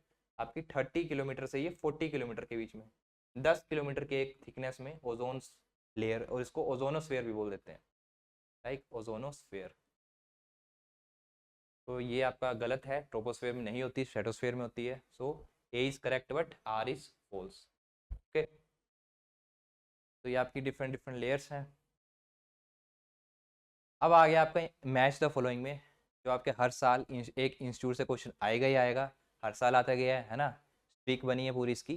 तो first, अच्छा इसको कैसे कर सकते हो आप? अगर आपको, क्योंकि इंस्टीट्यूट मोस्टली बच्चों को नहीं पता होते, they don't learn the institutes, तो कैसे थोड़ा सा कॉमन सेंस अगर आप लगाओ, you can do this question also. First पढ़ो central institute of temperate horticulture. फल फ्रूट की बात करिए और टेम्परेट, है ना, यहाँ पे टेम्परेचर है, वी विल करेक्ट इट, है ना. This is a temperate horticulture. कहाँ पे आएगा टेम्परेट? तो ठंडा इलाका आएगा, नेचुरल सी बात है, टेम्परेट वहीं होगा. तो फर्स्ट में मोतीहारी, श्रीनगर, सोलापुर, पुणे. अब मेरे को बता दो ठंडा इलाका कौन सा है ना. आप जाते हो JNK बर्फ देखने, श्रीनगर, राइट. तो कहाँ जाएगा आपका? A will be move to the second. अब देख लो ए की मैचिंग कहाँ है? Second, only in the A option. Simple, you will mark out this A and you will move on, है ना. कुछ आपको अदर करने की जरूरत नहीं. और देख लो onion and garlic research, this is in Pune, B का 4. And your this integrated farming, ये आपका मोतीहारी में है. एक बच गया, pomegranate, this is in Solapur, right. So A will be the correct, simple. Next, which of the following is not a seed germination inhibitor. Inhibitor मतलब जो आपकी सीड की जर्मिनेशन को इनहिबिट कर रहा है. तो अगर आप चार ऑप्शन देखोगे एकदम आपकी नजर जाएगी जिब्रेलिक एसिड में। You all know gibberellic acid, it is used as a seed germination promoter, है ना, ये इंक्रीज करेगा, बल्कि मतलब इसका काम क्या है, to promote the germination, right. इसमें नोट पूछा है तो D will be the correct, because it does not inhibit, whereas these three these inhibit. Okay, next question. Again match it में आपका आ गया, न्यूट्रिएंट्स आपको गिवन है, इंडिकेटर वीट स्पीसीज, है ना। मान लो कि पर्टिकुलर फॉस्फोरस की कहीं डेफिशिएंसी है और उसके अराउंड कोई इनमें से वीड प्रेजेंट है, तो कौन सी आपकी वीड स्पीसीज उसकी ग्रोथ हैम्पर होगी, तो वही आपको इंडिकेटर वीड स्पीसीज में यहाँ पे मेंशन्ड है। तो as you can see phosphorus में अगर आपने पढ़ी है weed species, indicator weed species, तो फोस्फोरस इजी है, सभी को पता होता है, चिनोपोडियम एल्बम, ए का 4 आएगा, ठीक है। तो सर बी ऑप्शन भी एक्सक्लूड हो गया, सी भी हो गया, ए या डी में से राइट आंसर आएगा। देन पोटेशियम, पोटेशियम की देखो, अगर आपको पोटेशियम की नहीं पता, मैग्नीशियम की पता होती है, this is the solanum nigrum, C का फर्स्ट आएगा, राइट। सी का फर्स्ट कहाँ पे है, यहाँ पे है ना। बी का तो थर्ड ही है, इसमें भी थर्ड है, इसमें भी थर्ड है, तो बी में आपको डाउट करने की जरूरत नहीं है, बी आपका कहाँ पे जाएगा, क्रिजेंथियम यूसेंथियम, राइट। तो आपका लास्ट बच गया manganese, it will come to the chenopodium serotinum, तो आपका A option will be the right. तो इस बेस में you can do these methods. The idealised pattern range for planophile with the most leaves nearly horizontal, erectophile. अब अगेन ये थोड़ा common sense का क्वेश्चन आ गया, नाम देखो, प्लेनोफाइल मतलब प्लेन, कोई चीज प्लेन में है, राइट, और इरेक्टोफाइल मतलब कोई चीज प्लेन से थोड़ा किसी पर्टिकुलर एंगल में स्टैंड में है ना, इरेक्ट। तो प्लेनोफाइल में सिंपल ऑप्शंस देखोगे आप, तो क्या आपको प्रेजेंट है ऑप्शन में, greater than 35 degree from the horizontal, 35 थोड़ा ऐसे होता है, तो प्लेनोफाइल कैसे होता है, ग्रेटर यहाँ पे लेस है, तो प्लेनोफाइल में प्लेन में चीज कैसे आएगी, थोड़ा लेस होगा एंगल, तो सिंपल सी बात है, लेस देन आएगा 35 डिग्री। और इरेक्टोफाइल में एंगल ज़्यादा होगा, जितनी ज़्यादा चीज़ इरेक्ट होगी वही इरेक्टोफाइल में आएगी, तो ग्रेटर देन 60 डिग्री। क्योंकि ये चीज़ ना, ऐसा नहीं कि सारे सभी बच्चों को ये पता होता है, मोस्टली ऐसे क्वेश्चंस कॉमन सेंस ही होते हैं, राइट। ग्रेटर देन 60 आ जाएगा, तो कौन सा ऐसे ऑप्शन में less then 35 and greater than 60, in your D option, right. So D will be the right. You can see ये आपका इरेक्टोफाइल में है, यू कैन सी यहाँ पे जो आपके जो इसके लीव्स हैं या फिर जो स्ट्रक्चर है, it is somewhere like the erect, और यहाँ पे leaves these are plane, okay. तो ये आपका planophile and erectophiles. Moving to the next, अब क्रॉप में और हर्बिसाइड, कौन सी क्रॉप में कौन सा हर्बिसाइड हम डाल सकते हैं, सिंपल वो क्वेश्चन है, ओके। तो फर्स्ट देखो, वीट आपने देखा और आपने एकदम हर्बिसाइड में गए, तो हर्बिसाइड में देख रहे हो आप क्यूजलफोप है, हेलसल्फ्यूरिन, सल्फोसल्फेट्राजिन, तो बताओ वीट में कौन सा हम डालते हैं, नेचुरल सी बात है यार, सल्फोसल्फ्यूरिन वी आर एडिंग, है ना। आइसोप्रोटोन पहले डालते थे, लेकिन due to the resistance we have shifted towards this sulfosulfuron, although अब तो डिफरेंट मिक्सचर्स आ गए हैं आपके, है ना, इसमें कि दो हर्बिसाइड को मिक्स करके वी आर यूजिंग, जैसे आपका वेस्टा आ गया। मेरे को कमेंट्स में बताना, जो आपका वेस्टा है, इन दिस वेस्टा आपके कौन से दो हर्बिसाइड जो हैं उनका मिक्सचर ऐड है, ओके। तो जो जिसका कमेंट होगा we will pin that comment, मेरे को बताना आपने वेस्टा में कौन से दो आपके हर्बिसाइड मिक्स हैं। वेस्टा के अलावा और भी, जैसे एलग्रिप हो गया, यू हैव टू टेल एलग्रिप में कौन से हैं, ओके। तो वीट में देखो सल्फोसल्फ्यूरिन ए का थर्ड आएगा, सिंपल, तो ये भी कट हो गया, ये भी कट हो गया, ए का थर्ड। अब मेरे को बताओ बी को देखने की जरूरत है, मेरे को नहीं है, क्योंकि बी का 4 है, यहाँ पे भी 4 है, यहाँ पे भी 4 है, I will not look to be with direct sorghum में एट्राजीन। कहाँ पे देखने की जरूरत है, सी ओ डी में। सोयाबीन, सोयाबीन में मोस्टली आप कौन सा यूज करते हो, क्यूजलफोपीथाइल, है ना, क्यूजलफोप इज यूज्ड, सी का फर्स्ट एंड डी का सेकंड, हेल्सल्फ्यूरिन आप शुगर केन में, राइट। तो your correct answer should be B option, okay. Next again आपका इरिगेशन से, अब इरिगेशन से आप देख रहे हो मोस्टली आपके कैसे क्वेश्चन सारे न्यूमेरिकल टाइप्स आर आस्क्ड, उसमें भी आपके डिफरेंट डिफरेंट, एक तो आपके यूनिट्स चेंज कर देने का भी, कभी आपको वाटर रिक्वायरमेंट पूछा है, कभी आपको डिफरेंट डेल्टा ड्यूटी ये सब चीज़ें पूछी हैं। तो इस क्वेश्चन को देखते हैं कैसे करेंगे, सिंपल है, जैसे हमने पिछले क्वेश्चन करे एकदम बेसिक से जाके इनको भी हम वैसे करेंगे। A rice crop of 5 hectare area, area कितना है 5 हेक्टेयर। इमेजिन कर लो एक राइस की क्रॉप आपने लगा दी है इस 5 हेक्टेयर एरिया में, ये लगा दिया आपने 5 हेक्टेयर एरिया में एक राइस की क्रॉप, वॉज इरीगेटेड 10 टाइम्स, 10 बार आपने क्या करनी, इरीगेशन करनी, 10 टाइम्स आपने इरीगेट करा विद द 5 सेंटीमीटर वाटर पर इरीगेशन, मतलब कि हर एक इरीगेशन में आपने कितना पानी दिया 5 सेंटीमीटर, मतलब जो इसकी डेप्थ आएगी, मान लो ये थोड़ा इसका 3D व्यू बनाए, तो आपने कितनी डेप्थ तक पानी दिया 5 सेंटीमीटर तक, 5 centimetre you have applied the water. Okay, find out the total quantity of water applied in cubic metre, मतलब कितना पानी आपके खेत में गया वो आपको क्यूबिक मीटर में फाइंड आउट करना है। कितना पानी गया सर, क्या मतलब वो इसका, जैसे कि मैंने आपको पहले बताया आपके रूम में क्यूबिकल टाइप का कोई रूम है, मैंने कोई पाइप लगा दी, भर दिया पूरा रूम, कितना पानी गया वही आपको निकालना है। तो what you have to find out, volume, right, volume you have to find out. अब वॉल्यूम क्या चीज़ है सर, वॉल्यूम आपकी एक कैसी, में 3 चीज़ें आती हैं, आपकी length, width and height, it will be in metre cube, right. कैसे बनता है आपका एरिया, एरिया आपकी एक 2 डायमेंशनल आ गई है ना, इसको आप किससे मल्टीप्लाई करोगे, you have to multiply with the depth और हाइट। तो एरिया तो आपको मेंशन है कितना है sir, 5 hectare area is mention, तो write down here 5 hectare area. अच्छा हेक्टेयर को मीटर स्क्वायर में लिखेंगे, it will be 50,000 metre square, 50,000 metre square. Depth, कितनी डेप्थ तक इरीगेशन दी सर, 5 सेंटीमीटर तक इरीगेशन दी। अच्छा यहाँ पे सर बात हो रही है मीटर्स की, क्वेश्चन में आपको दिया है कि सेंटीमीटर में है ना, सेंटीमीटर गिवन है तो इसको मीटर में चेंज करेंगे, डिवाइड कर दो सर 5/100, मैं यहाँ पे इसको डिवाइड कर रहा हूँ 5/100। ओके, तो अब इस 2 जीरो से ये 2 जीरो कट हो गया, कितना आ गया 2500 metre square, and this metre will make metre cube. अच्छा सर और क्या बोला है, कितना इरीगेट करना है इसको, 10 बार, 10 times you have to irrigate. तो सर 10 बार के लिए 10 बार से मल्टीप्लाई कर दो, मल्टीप्लाई बाय 10, एक जीरो और ऐड कर दो। तो जनरली बच्चे क्या करते हैं यहाँ तक छोड़ते हैं और 10 बार करना भूल जाते हैं, और यहाँ पे एक जीरो की गलती से they will mark out the wrong.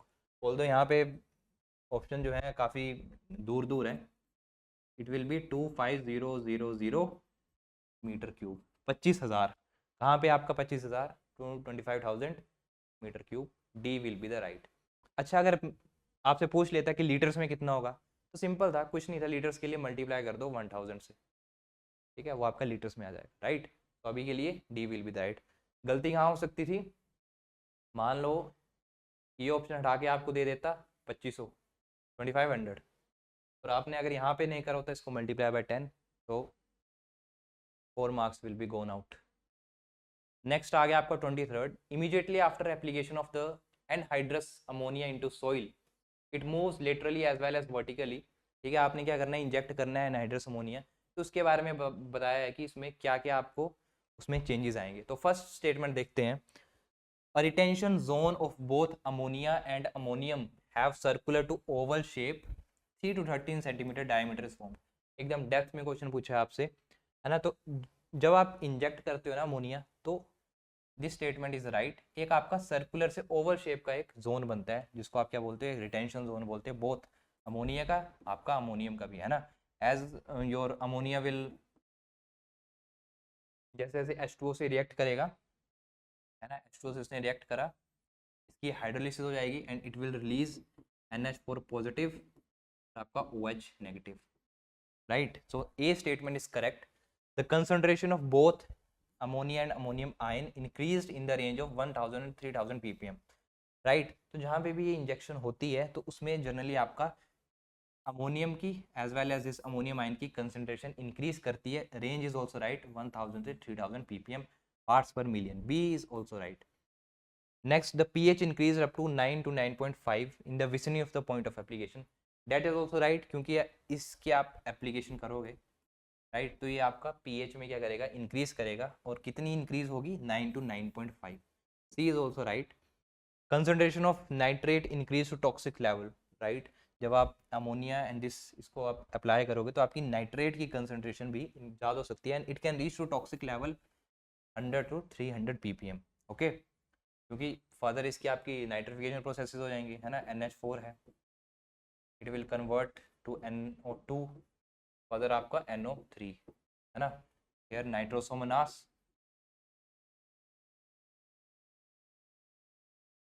Hair Nitrobacter,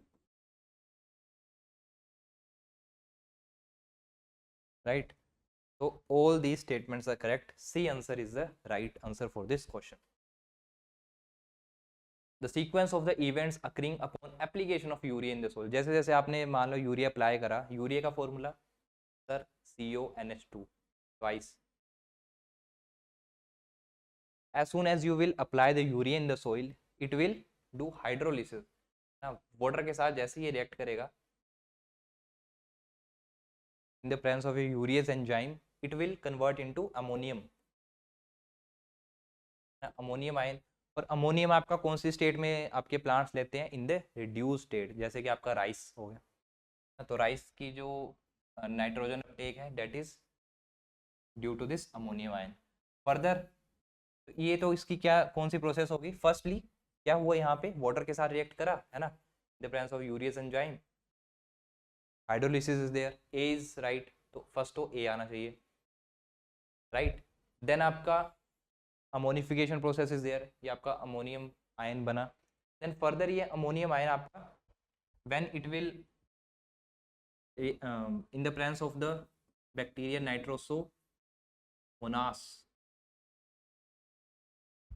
right, आपका NH4 पॉजिटिव पहले कन्वर्ट होगा NO2 नेगेटिव में, then it will convert to NO3 negative. इस प्रोसेस को क्या बोलते हैं? We call it as the nitrification. और ये जो आपके जैसे कि आपका वीट की क्रॉप होगी है ना, in the oxidized, in normal conditions oxidized zones, NO3 is taken as a nitrogen source. So nitrification भी करेक्ट है, बी. देन आपका कुछ अमाउंट, अब ये आपका नाइट्रेट है, this is highly soluble in water, this is highly soluble in water. तो क्या हो जाएगा? It will leach down. Soluble है, नेचुरल सी बात है, वाटर के साथ इट विल लीच डाउन. तो लीच डाउन में लीचिंग प्रोसेस इज देयर. तो तीसरे में आना चाहिए था आपका लीचिंग. तो A, B and D. Last में डी नाइट्रिफिकेशन लॉसेस. अगेन ये जो आपने रिएक्शन देखी, it will reverse down. D nitrification से आपका एज अ नाइट्रोजन गैस जो आपने यूरिया अप्लाई करा था, इट विल मूव डाउन. तो A, B, D, C will be the right. तो आपका बी ऑप्शन था, that is right, A, B, D, C. Okay, natural सी बात है, ए आपका फर्स्ट ही आएगा, हाइड्रोलिसिस होगी. पहले डालोगे तो ऐसा तो नहीं पहले नाइट्रिफिकेशन होगी है ना, हाइड्रोलिसिस आएगी तो ए से स्टार्ट होगा. ये भी कट हो गया, ये भी कट हो गया, इन दो ऑप्शन से यही में आपको मतलब चूज करना था. अगर किसी को कुछ नहीं आता तो ही और she can do. The date of summer solstice in the southern hemisphere is. अच्छा, आप ऐसे क्वेश्चंस करने के लिए ना थोड़ा सा आप स्मार्ट वे रखना है आपने, है ना. इंडिया कहाँ पे लाई करता है? सिंपल, नॉर्दर्न हेमिस्फीयर में. जो आपका इंडिया है, इट लाइज इन योर, पूरा वर्ल्ड की बात कर रहे हैं, ऐसा नहीं स्टेट्स है ना, नॉर्थ साउथ वैसा मत सोचना, पूरे वर्ल्ड की बात कर रहे हैं. जो आपका इंडिया है, जो आपका ग्लोब है, उसमें कहाँ पे आता है? It is in northern hemisphere, northern hemisphere, right. तो जब भी आपसे पूछें ये समर सोलिस्टिस कब होती है, विंटर सोलिस्टिस कब होती है, वर्नल इक्विनॉक्स, स्प्रिंग इक्विनॉक्स, ये सब चीज़ें, ऑटम इक्विनॉक्स, तो कब होगा ये आपका? सिंपल इंडिया का एग्जांपल ले लो. इंडिया आपका नॉर्थ में है, राइट. आपसे कौन से बारे में पूछा? सर्दर्न हेमिस्फीयर में. तो ठीक इसका ऑपोजिट इंडिया के लिए सोच लो. यहाँ पूछा है समर कब आती है साउथ में. समर कब आती है सर साउथ में? समर कब आती है? तो ऐसा सोच लो इंडिया में विंटर कब आती है, राइट. ऑपोजिट है, इंडिया में विंटर कब आती है सर? इंडिया में विंटर कब आती है? दिसंबर के टाइम में आती है सर. क्या आएगा? 21 दिसंबर. अगर इंडिया में उस टाइम विंटर है, विंटर सोलिस्टिस है, तो सर्दर्न में क्या होगा? ठीक ऑपोजिट होगा, समर सोलिस्टिस आएगा 21 दिसंबर. 21 मार्च क्या आएगा? 21 मार्च इक्विनॉक्स. इसमें नॉर्दर्न हेमिस्फीयर, मतलब हमारे इंडिया में नॉर्दर्न हेमिस्फीयर में it will B spring, spring season आता है ना. 21 जून में summer solstice in your northern hemisphere and winter solstice in your southern hemisphere. ठीक है, तो ऐसे चीज़ें सिंपल. ये आपका ऑटम इक्विनॉक्स आ गया 23 सितंबर, है ना. तो आपके जो 23 सितंबर है, 21 मार्च है. इक्विनॉक्स मतलब क्या सर? आप इक्विनॉक्स बोल रहे हो, मतलब day and night these are equal, right, equinox. Okay, तो क्या आएगा इसका आंसर? आई थिंक काफ़ी मतलब फन वे में आपको एक्सप्लेन कर रहा हूँ. 21 दिसंबर है ना इसका राइट आंसर है. एज यू कैन सी यहाँ जैसे आपका इंडिया आएगा, है ना, थोड़ा यहाँ पे मेंशन है आई थिंक इंडिया। ओके, तो ऑटम इक्विनॉक्स अगर आपसे पूछे 23 सितंबर, है ना, सर्दियाँ जब आती हैं हमारे इधर, सॉरी सर्दियाँ आने लगती हैं, मतलब equinox days and night are equal, right. In winter 21 December is mentioned, ये आपका किस में बात है, this is the northern hemisphere, India की बात कर रहे हैं, ठीक है। स्प्रिंग आ गया, देन आपका समर आ गया। Risk centre is, risk centre क्या है आपका, कोर कॉम्प्लेक्स 1 कहाँ पे होता है, ये cytochrome B6 F complex D1 protein D2 protein.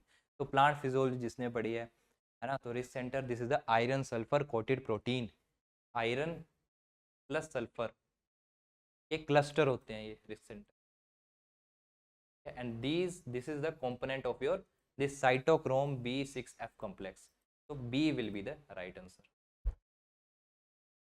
Weed seed dispersal by ants is known as, weed seed dispersal by ants, अब ये हर एक साल जो है इससे 1 से 2 क्वेश्चन पूछता है एनटीए इस टॉपिक से, वीड सीड डिस्पर्सल से, काफी इजी है। और ये क्वेश्चन डायरेक्टली पूछा गया आपके 2023 में भी सेम क्वेश्चन आया है, ठीक है। अगर किसी को 2023 के ईयर्स या फिर उससे पहले के ईयर्स की डिस्कशन चाहिए होगी, तो ठीक इसी वीडियो के नीचे इन the comment box, sorry in the description box आपको लिंक्स मिल जाएंगे इनकी डिस्कशन के, ठीक है। 2023, 22 जो भी डिस्कशंस हो गई हैं 2024 से पहले, you will get all those videos, right. Simple description box में जाओ, there you can find out these links. तो weed seed dispersal by ants, ant से हो रहा है तो मिरमेकोकोरी, सिंपल। डिस्पर्जल को जल्दी से देख लेते हैं, ज़्यादा टाइम नहीं लगेगा, है ना। डिस्पर्जल के लिए सिंपल 2 तरीके के होते हैं आपके डिस्पर्जल। फर्स्ट, वीड्स अगर खुद से डिस्पर्ज हो रहे हैं, that is known as the autochory, है ना। ऑटो से ही क्लियर है, ऑटोकोरी, खुद से वीड्स एक जगह से दूसरी जगह डिस्पर्ज हो रहे हैं। सेकंड, अगर कोई external agent is dispersing these weed seed, है ना, छोटे होते हैं तो इजीली आपके क्लोज से स्टिक हो सकते हैं, एनिमल्स के जो हेयर्स होते हैं वहां से स्टिक हो सकते हैं, दैट इज एलोकोरी। और ये आपका मिरमेकोकोरी किसका एग्जांपल था, this is the example of this allochory, है ना। एंड से डिस्पर्स हो रहा है, this is known as myrmecochory. अगर पूछ लें सर आपसे बर्ड्स से हो रहा है तो बर्ड्स कर रही हैं, तो बर्ड्स की स्टडी को क्या बोलते हैं, ऑर्निथोलॉजी। डिस्पर्जल को क्या बोलेंगे, ऑर्निथोकोरी। अच्छा सर, बर्ड्स से नहीं ह्यूमंस कर रहे हैं तो ह्यूमंस के लिए क्या बोलेंगे, तो ह्यूमंस के लिए this is known as the mammaliochory. और एक और टर्म है इसकी, that is the anthropochory, okay. अच्छा सर, ह्यूमंस की बात कर ली, अगर एनिमल्स करें तो animals this is known as the zoochory, है ना, इसको जूकोरी बोलते हैं अगर ब्रॉड टर्म की बात करें। अब एनिमल्स भी डिफरेंट तरीके से कर सकते हैं, पता चले एनिमल्स ने क्या करा, खाया पिया, है ना, उसमें वीड्स के सीड आ गए, देन जब उसने एक्सक्रीटा जो उसका उसने जो डंग मिला उससे वीड्स के सीड डिस्पर्सल होगी, that is known as endozoochory. Endo मतलब एनिमल ने इंजेस्ट करके जो करा, है ना, through the animal dung, you can say that is the endozoochory, right, through the animal dung. अच्छा सर, एनिमल ने ऐसे नहीं करा, उसके फर के साथ अटैच हुआ और वीड जो है चला गया एक जगह से दूसरी जगह, उसको क्या बोलोगे, that is known as epizoochory, right. तो these are some of the terms, और भी इसमें आ सकते हैं। अगर ग्रेविटी से हो रहा है दैट इज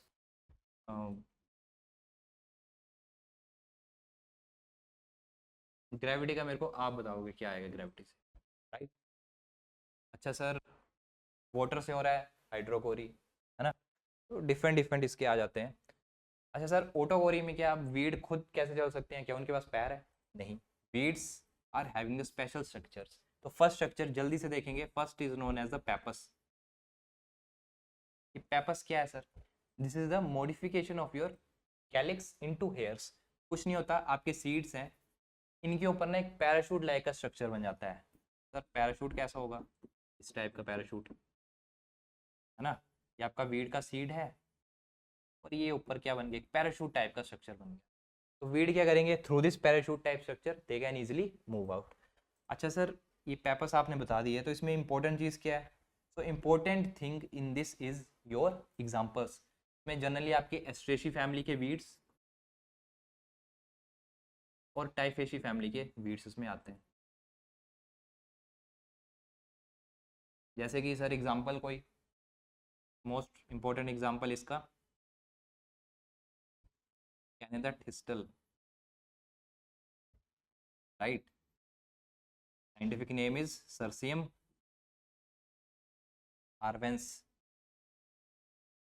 और कोई एग्जांपल सर लीजिए, और एग्जांपल आपके लिए Ageratum conyzoides, right. So these are having this paper structure and they can easily move from here and there. Okay, तो अगर आपको और भी इसके एग्जांपल पता है और एग्जाम हैं इसके, तो you can mention in the comment section. ये तो हमने कर ली बात पेपर्स की। नेक्स्ट आपका स्ट्रक्चर होता है homos. Okay, next structure is homos. ठीक है, तो आपका वीड सीड डिस्पर्सल भी यहीं कवर हो जाएगा कोमोस। तो कोमोस में अब अच्छा उसमें पार्शियली कवर्ड था ना, है ना, पेपर्स में आपका इस टाइप का था, एक ही जगह थे। कोमोस में क्या होगा, सीड आपके पूरे कवर हो जाएंगे, ये हेयर जो है सीड के पूरे इन ऑल डायरेक्शंस, है ना, wholly covered, you can say fully covered. इसका एग्जांपल ऐसे लर्न कर लो, ABCS, सिंपल। ए से आपका Aerva persica, Aerva persica. B से आपका blood flower, Asclepias blood flower, this is the common name. Okay, C से आपका कौन सा आएगा, कैलोट्रोपिस। अच्छा, बच्चे जो है ना कैनेडा थिस्टल में और दिस कैलियोट्रोपिस में कंफ्यूज होते हैं। सिंपल कैसे लर्न करना है आपको, देखो कोमोस में ओ आ रहे हैं दो, कैलोट्रोपिस में भी आपको दो मिलेंगे, सिंपल ऐसे लर्न कर सकते हो। एस से आपका सैक्रम स्पीसीज, शुगर केन की जो स्पीसीज है ना, sacrum species, wild species, right. तो ये आपके चार एग्जाम्पल थे, मोस्ट इंपॉर्टेंट जिसमें एग्जाम्पल है, हर साल क्वेश्चन आए उससे, सैक्रम स्पीसीज, है ना, और कैलोट्रोपिस से भी, कैलोट्रोपिस गाइगेंटिज्म है ना, उससे भी आता है। तो ये दो ऑप्शन आपको लर्न होने चाहिए, these are the extra. Okay, these four you have to learn. और इसके स्ट्रक्चर हैं जैसे कि आपका परसिस्टेंट एक कैलिक्स का है,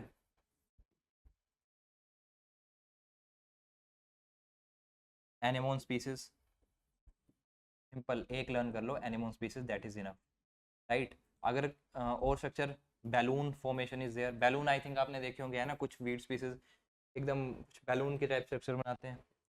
एग्जाम्पल इसका सर, बैलून में आप एग्जाम्पल लर्न करो, Physalis minima. Okay, one example is enough for that. और एक और लास्ट स्ट्रक्चर जो आपका बचा, that is wings. Sir wings क्या, वीड्स को क्या विंग्स लग गए, वीड्स में एक विंग टाइप का स्ट्रक्चर होता है, ये आपका सीड है, इस टाइप के कुछ विंग्स होते हैं, एकदम बर्ड्स की तरह उड़ते उड़ते जो है weeds are dispersing, right, with the air. इसका एग्जांपल वेरी इजी, आपको ट्रिक से कैसे लर्न करना है, एसर का लैपटॉप उड़ता है, एसर एक कंपनी है, राइट, तो उनका लैपटॉप क्या उड़ता है, तो एसर लैपटॉप बनाती, तो Acer macrophyllum, simple, Acer macrophyllum will be the your example of this wings, and these are enough, है ना। देन आप कैटेगरी में वी हैव कवर्ड बाइस्टोकोर, ये कोई स्पेसिफिक टर्म नहीं है, हर्पोकोरी, जो आपका क्रोलिंग एंड ड्रैगिंग मोशन से weeds are moving from one place to another, that is herpochory, right. Here also it is mention, herposochory भी बोलते हैं, हर्पोकोरी भी बोलते हैं, due to the creeping and dragging, this ant से myrmecochory. Then next question, operational microwave remote sensing has both active and passive sensors, है ना, ये आपका रिमोट सेंसिंग से है, तो सिंपल है, एक्टिव एंड पैसिव सेंसर क्या चीजें होती हैं, सी एक्टिव मीन्स और पैसिव, तो जैसे कि प्लांट्स के केस में भी there are active absorption, passive absorption, same आपका रिमोट सेंसिंग में भी है एक्टिव एंड पैसिव। तो पैसिव में क्या होगा, there is some energy source, mainly क्या एनर्जी सोर्स होता है, सनलाइट, है ना। तो पहले के केसेस में हमारे पास ओनली पैसिव सेंसर्स हुआ करते थे, इसलिए जैसे कुछ एयरक्राफ्ट में हमने यूज़ करना है तो जैसे एक जब लड़ाई हुई थी है ना, तो उसमें क्या था, जो हमारे जेट्स थे they can only fly at day time, रात को नहीं उड़ सकते थे। Why? Because they are not having this active sensor and this passive sensor, these are relying on the sunlight, है ना। तो सनलाइट है तभी वो डाटा एक जगह से दूसरी जगह भेज सकते हैं। तो पैसिव में आपका there should be some source जैसे कि sunlight, whereas in active sensor own energy source is there, है ना, सनलाइट पे रिलाई नहीं, they day night 24 hour they can fly, they can use, right. तो इसमें no sunlight source, they are having the own source. अब question क्या है, operational microwave remote sensing has both active and passive sensors. तो जो आप काम में लेते हो ऑपरेशनल आपके माइक्रोवेव रिमोट सेंसिंग करते हो, we require both, है ना, has both active as well as passive sensors. So first statement is correct. Next statement पढ़ो, active microwave remote sensing depend on the emission of characteristics of the various target surfaces. तो अभी हमने देखा ये जो है किसी भी टारगेट सरफेस के ऊपर डिपेंड नहीं करता, it is having the own energy source, right. तो ये डेफिनेशन किसके लिए थी, this is for the passive. तो A option is correct, B is false, है ना, तो A is true and R is false. ये आपका एक्टिव एंड पैसिव का है। यू कैन सी पैसिव जो है these are using the sunlight, sunlight की वजह से ही they are sending and receiving the data, whereas in active they are having the own energy source, खुद का एनर्जी सोर्स है, they can easily send their signals and also receive back. Example active and passive के अगर आप देखना चाहो, जैसे कि आपका रेडार हो गया ना, that is example of the active. आपके पैसिव के कौन से हो गए, वेरियस आपकी डिफरेंट जो सैटेलाइट्स लॉन्च होती हैं। एग्जाम्पल अगर आपको पता है you can write in the comment section also इसके videos we have covered in there, we have covered this active and passive. Next आपका in symplastic loading the transport sugars are mainly. तो ये simple सा physiology का question है, sucrose is the right answer, है ना। जो भी आप एनर्जी सोर्स सिंपल जो आप प्लांट्स यूज करते हैं in the form of sucrose, it is transported from cell to cell, है ना, to the phloem as a food material. Sucrose is the right. The first commercially available robotic machine is known as, अच्छा कौन सी robotic machine थी first commercially जो, that is the your robocrop, right. अगर आपको ये पता है, आपने सुना है, you can then mark out this, otherwise you can leave this type of questions. Match the following आ गया आपके पास, है ना, अगर आपको क्लियर नहीं दिख रहा है तो I think I can read out. This is the nitrogen, है ना, ये इसके डेफिशिएंसी सिम्टम्स हैं। तो आपको पता है नाइट्रोजन और यहाँ पे सल्फर, तो नाइट्रोजन एंड सल्फर की डेफिशिएंसी ऑल दो सिमिलर होती है, बट डिफरेंस क्या है, यहाँ पे वो लोकेशन क्या है उनकी, है ना। Nitrogen being highly mobile in the plants, plants में मोबाइल है, तो वो क्या करेगा, ये आपके कोई प्लांट्स है, तो नाइट्रोजन की डेफिशिएंसी मोबाइल है, तो it will move to the upper surfaces, तो इसकी डेफिशिएंसी कहाँ पे आएगी आपको, यहाँ पे एक तरीके की वी शेप की क्लोरोसिस यहाँ पे बनेगी, right, in the case of the nitrogen. तो नीचे कौन से लीव्स होते हैं आपके, ओल्डर लीव्स आर देयर, तो symptoms will be appearing in the older leaves, right, these are the older leaves. तो नाइट्रोजन में ए का सेकंड, ए का सेकंड कहाँ है सर, ए के ऑप्शन में है, you will mark out this and move forward, ठीक है। फिर भी चेक कर देते हैं, सल्फर की कहाँ पे होगी, इन द यंगर लीव्स, है ना, सल्फर जो है इमोबाइल है प्लांट्स में, यही रह जाएगा, ओल्डर लीव्स को ही सल्फर मिलेगा, अपर जो है उनको सल्फर नहीं मिलेगा, तो सिंपल इसकी डेफिशिएंसी कहाँ आएगी, ऑन द यंगर, डी का थर्ड, डी का थर्ड। सिमिलरली फॉस्फोरस की आपकी पर्पलिश या रेडिश टाइप के कलर आ जाता है आपके लीव्स में, फॉस्फोरस इज फॉर 4, पोटेशियम कहाँ पे आएगा, is in the necrosis on the leaf margin, margin में एकदम आपका पोटेशियम की डेफिशिएंसी आएगी। Okay, so A will be the right answer.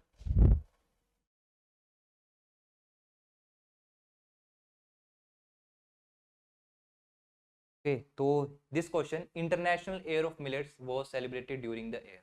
Simple सा क्वेश्चन आया था 2023 में, आई होप सो सभी ने इसको करा होगा, है ना। तो 2024 में आया था, आंसर क्या आएगा 2023। तो मिलेट्स का कौन सा ईयर है, 2023, राइट। अब सर 2024 में कौन सा ईयर था हमारा, 2024 में it is celebrated as the international year of your camelids, right, this is the international year of camelids, camels के लिए it is denoted. 25 sir recent का जो ईयर चला है, तो due to the climate change we are focusing now on the glacier preservation, international year of glacier preservation. Learn कैसे कर सकते हैं सर ये सारे एयर्स, सिंपल ट्रिक है, 2004 से चले हैं ना 25 तक, कैसे लर्न करोगे, 4 को मान लो rice, international year for rice था, देन हुआ गया राइस का आपने फील्ड लगाया, उसमें आपको पार्थेनियम आ गया, नेक्स्ट आपका पार्थेनियम आ गया। फिर पार्थेनियम से क्या हो गया, आपका फील्ड सारा खराब हो गया तो डेजर्ट बन गया फील्ड आपका। तो नेक्स्ट आपका इंटरनेशनल ऑफ डेजर्ट आ गया। देन डेजर्ट है तो डेजर्ट में क्या चीज़ चाहिए, यू नीड वाटर। तो नेक्स्ट आपका एयर क्या आ गया, वाटर आ गया। अच्छा फिर आपने सोचा वाटर भी आ गया, तो वाटर रिक्वायरिंग क्रॉप कौन सी है, राइस के अलावा पोटैटो इज देयर। पोटैटो लगा दिया आपने। पोटैटो के साथ आपने सोचा कुछ फाइबर भी लगाने हैं, you applied this natural fibres also. अब इतना कुछ आप लगा रहे हो तो biodiversity will increase, international of biodiversity. अब इतनी ज़्यादा इंक्रीज हो गया आपकी बायोडाइवर्सिटी, जंगल बन गया है ना, फॉरेस्ट बन गया। ठीक है, अब फॉरेस्ट वगैरह सब कुछ लग गया। देन आपने सोचा कि थोड़ा हॉर्टिकल्चर का कंपोनेंट हो जाए, तो 2012 को आपने as a national year of horticulture also, और इस सब चीज़ों के लिए यू नीड सम कोऑपरेशन, तो international year of cooperatives, right. Then water corporation आ गया। देन इतना सब कुछ लगा दिया तो एक फैमिली आपकी बन गई, तो इसको फैमिली फार्मिंग के लिए वी डिड नोटेड। तो इस हिसाब से कुछ इस टाइप की स्टोरीज बना सकते हो आप, है ना। ये 10 साल की, और this 10 years I have made this stories, ताकि आप इजीली लर्न कर सको फॉर द नेक्स्ट 10 ईयर्स। ये आपके ऊपर है ना, आपको ये स्टोरी बनानी है। एक बार इसका स्क्रीनशॉट ले लो, राइट। ये आपका पूरा ऑथेंटिक डाटा है, कहाँ पे आपका नेशनल ईयर ऑफ मिलेट्स है, इंटरनेशनल कहाँ पे है। तो अगर नेशनल पूछे आपसे, इट इज़ 2018। ओके, इंटरनेशनल पूछे आपसे तो you all know 2023, and these two latest जो हैं you have to learn these. Okay, next question, which of the following dyes is use for testing the viability of the seed. अब simple सा ये seed viability किससे test करते हो आप, simple 235 triphenyl tetrazolium chloride, C will be the right, है ना। तो ये कुछ इजी क्वेश्चंस भी होते हैं आपके। Retting in slow running water is better than the stagnant water. Next question 34th, retting जो है स्लो रनिंग वाटर में ज़्यादा अच्छी है as compare to stagnant water. अच्छा सर, रेटिंग किस क्रॉप की बात हो रही है, हमें नहीं पता। तो रेटिंग किस में करते हो आप, जूट में। अच्छा, रेटिंग करते हैं क्या है, क्यों करते हैं sir, because we have to extract the fibre from that jute, for that purpose retting process is done. Okay, तो कैसे करते हैं, स्टेगनेंट वाटर में नहीं करते, slow running water is the best water for this, right. क्योंकि retting में क्या होगा, जनरली जो आपका जूट, अगर आपने उसके जूट का प्लांट, उसके जो स्टॉक्स हैं उसमें आपने पानी में डाल दिए, तो there are microbes, microbes will act on this. तो माइक्रोब्स क्या करेंगे, जो उसके गम्स हैं, पैक्टिन्स हैं, जो उसका हार्ड पूरा वो स्टॉक है, उसको ब्रेक डाउन करेंगे, उसको फाइन एकदम फाइबर्स में उसको लाएंगे। ठीक है, तो कौन एक्ट करता है उसमें, माइक्रोब्स। कंडीशंस पूछ सकते हैं आपसे कैसी बनती हैं, aerobic as well as anaerobic conditions are there both. Okay, and it is best done in the slow running water, right, as compared to stagnant. Next, तो ये तो आपकी स्टेटमेंट करेक्ट होगी। Extraction of the fibre of sunn hemp is more difficult than the jute, तो that statement is also right. क्यों, कि sunn hemp में जो आपका it is a bast fibre, right, मतलब इसका जो आपके फाइबर है that is very much hard. तो जितना हार्ड फाइबर होगा इस, तो उतनी उसकी मुश्किल क्या है, एक्सट्रैक्शन होगी। तो सन हेम्प जो है it is more difficult to extract the fibre from the sunn hemp as compare to jute. तो both A and B are right, simple. तो यू कैन सी, ये आपकी जूट की डिफरेंट डिफरेंट प्रोसेसेस हैं harvesting के लिए। Ribboning we do, है ना, ribboning it is common in China and Taiwan, India में फॉलो नहीं करते। Directly retting is done. तो रेटिंग के लिए microbial, it is a microbial process, microbes की रिक्वायरमेंट होगी आपको, and aerobic and anaerobic bacteria as well as fungi will act, right, and this will break down this pectins, hemicellulose, cementing agents, right. कितने time के लिए करी जाती है sir retting, 12 to 16 days। Okay, यहाँ पे एकदम क्लियर लिखा है, slow moving clear water is the best. Okay, so these are the notes of our master batches, again we have added some of the materials from that, तो you can see एकदम comprehensive material मिलेगा, है ना। हर आपके PYQs का जो data है that is also covered in this. Slow moving clear water is the best for this, as well as कुछ एक्टिवेटर्स भी हम इसमें यूज़ करते हैं to speed up the retting, जिनके आपको नाम्स मेंशन है, sesbania aculeata and this crotalaria juncea is also there. these are the factors which affect the rating, है ना। अगर आपके पास हाई नाइट्रोजन है, फर्टिलाइजर का क्या इफेक्ट है, उतनी फास्ट रेटिंग होगी। हाई फॉस्फोरस है तो यू नो फॉस्फोरस से आपकी स्टेम की जो एक रिजिड टाइप का स्ट्रक्चर बनेगा, तो उतनी स्लो उसकी रेटिंग आएगी। पीएच, जैसे जैसे पीएच कम है, जितना एसिडिक है, रेटिंग इज फास्टर। और रेटिंग के बाद क्या करते हैं, stripping is also there, right, process of removing fibre from the jute stalk after retting. Retting के बाद कौन सी प्रोसेस फॉलो करी जाती है, stripping. Next is the match the following. हर साल इंस्ट्रूमेंट से आपके एग्रोमेट के जो इंस्ट्रूमेंट्स है, वन क्वेश्चन इज आस्क्ड, है ना, ये ट्रेंड टूटा नहीं है, स्ट्रीक इज कंटिन्यूइंग। तो first you can C wind vane. कैसे करोगे, नाम से क्लियर है, विंड वेन तो कुछ विंड की बारे में बात करेगा। ऑप्शन देखो, PAR, wind direction, relative humidity, short wave radiation. तो wind vane will measure the wind direction. अगर विंड स्पीड की बात करें तो विंड स्पीड, स्पीड के लिए कौन सा होता है आपका, anemometer, right, anemometer is used. Line quantum sensor, quantum sensor सभी को पता है, for the PAR, photosynthetically active radiation. Sir कितनी वेवलेंथ होती है PAR में, always remember 400 to 700 nanometre, this is the wavelength. Pyranometer, again this is for the short wave radiations. Hygrometer, relative humidity. तो A का सेकंड, तो ए की option में अगर आपको एक भी पता है, मतलब हर कोई इसको कर सकता है ना, कोई इसको गलत नहीं करेगा। तो ए का 2, बी का फर्स्ट, सी का 4 एंड डी का third. Moving to the next question. Water holding, अभी आपका सोइल से आ गया, again sandy soil, silty soil, clayey soil. Simple से कॉन्सेप्ट पता है आपको, macropores, micropores, you can easily do this question, कोई इसमें ज़्यादा नहीं सोचना। Water holding capacity of the sandy soils is high as large pores can hold more water. तो नेचुरल सी बात है, अगर आप खुद सोचोगे जितने ज़्यादा लार्ज पोर्स हैं सैंडी सोइल्स में, उतना ज़्यादा पानी मूव आउट हो जाएगा, है ना। अब आपके पास मान लो कोई बड़ी कोई स्पेस है तो आप उससे निकल सकते हो इजिली, है ना, एज कम्पेयर टू कोई छोटी स्पेस। या आपकी सैंडी सोइल्स के पोर्स हैं या आपकी क्ले सोइल के, और बीच में आपकी सिल्टी के बना दिए मैंने, राइट। तो सैंडी सोइल से water can easily move out, यहाँ पे लिखा है it can hold the more water. तो ए तो यहीं पे एक्सक्लूड हो गया, ए इज रॉन्ग। तो जो भी आपके ऑप्शन है ए हटा दो, ए, बी हट गया। Moving to the next. अब आप देख सकते हो बी ऑप्शन सभी में है जो आपके बच गए, ए में भी है, सी में भी है, D, B is also there, here also, here also. तो बी को पढ़ने की जरूरत है क्या, नहीं है ना, बी को लीव करो तो इट मतलब करेक्ट ही होगा। पढ़ भी लो, silty soils have the medium to high water retentive.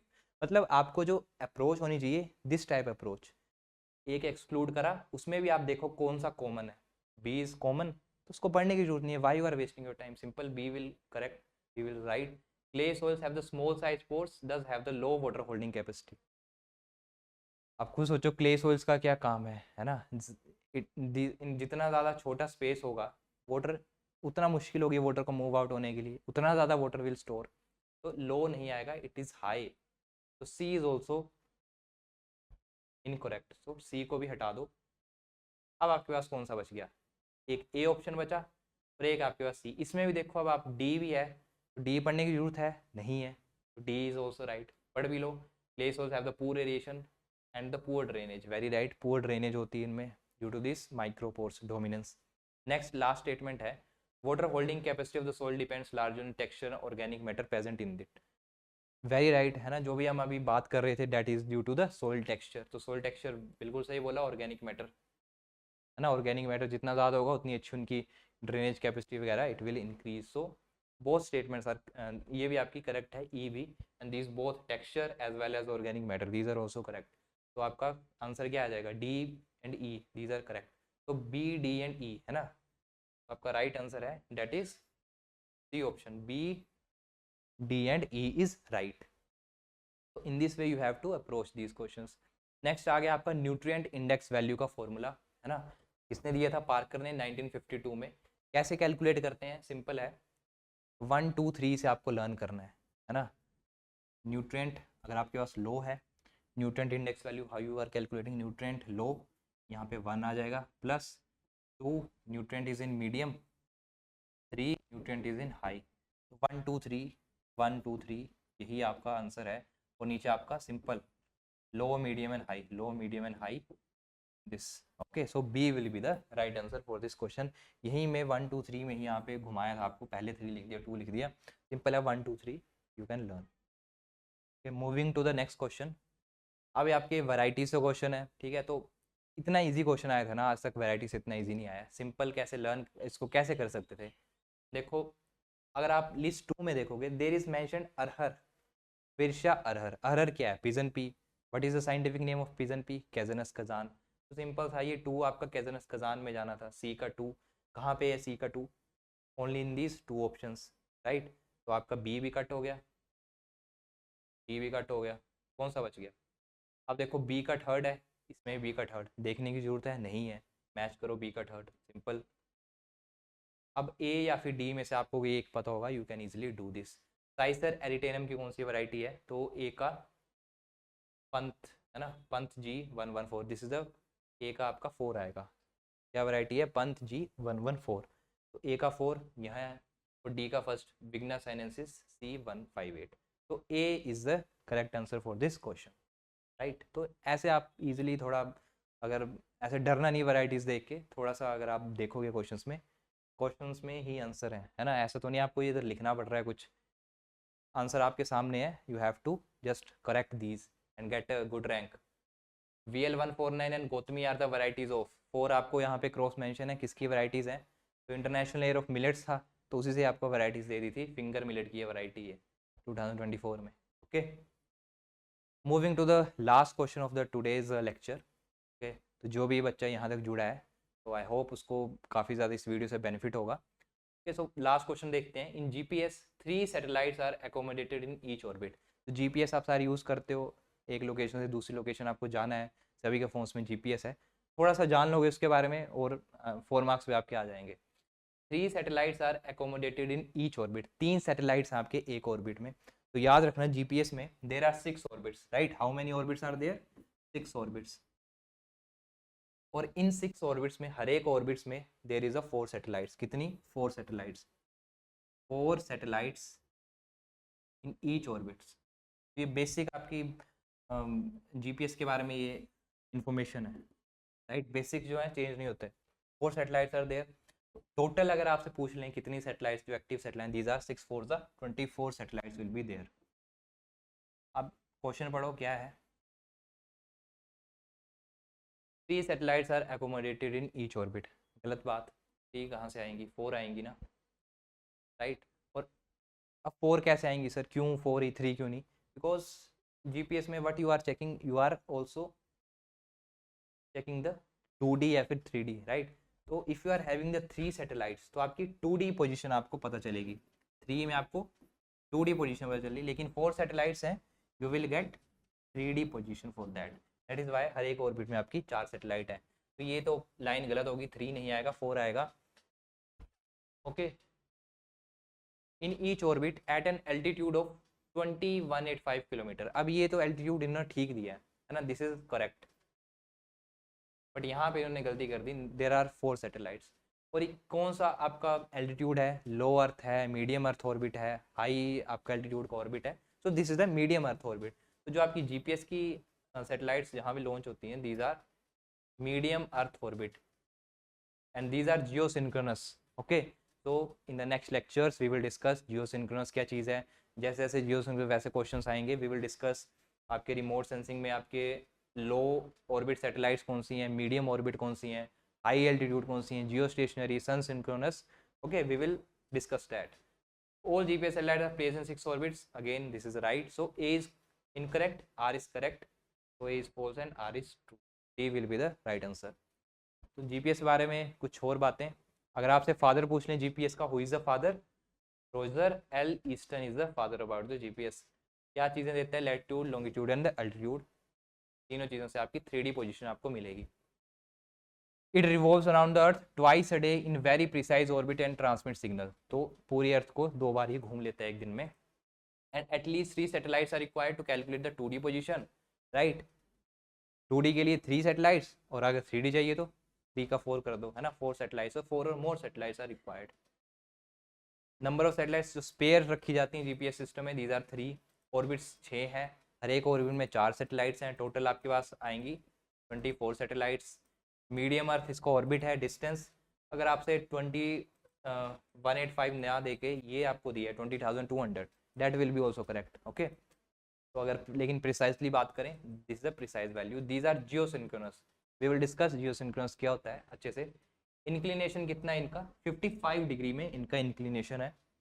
Degree period 12 hours, मतलब 24 आवर्स में 2 टाइम ये रिवॉल्व करेंगे। GPS is used in mobile system, you all know eGPS provided the 4 accurate clocks and this works on the basis of the triangulation methods.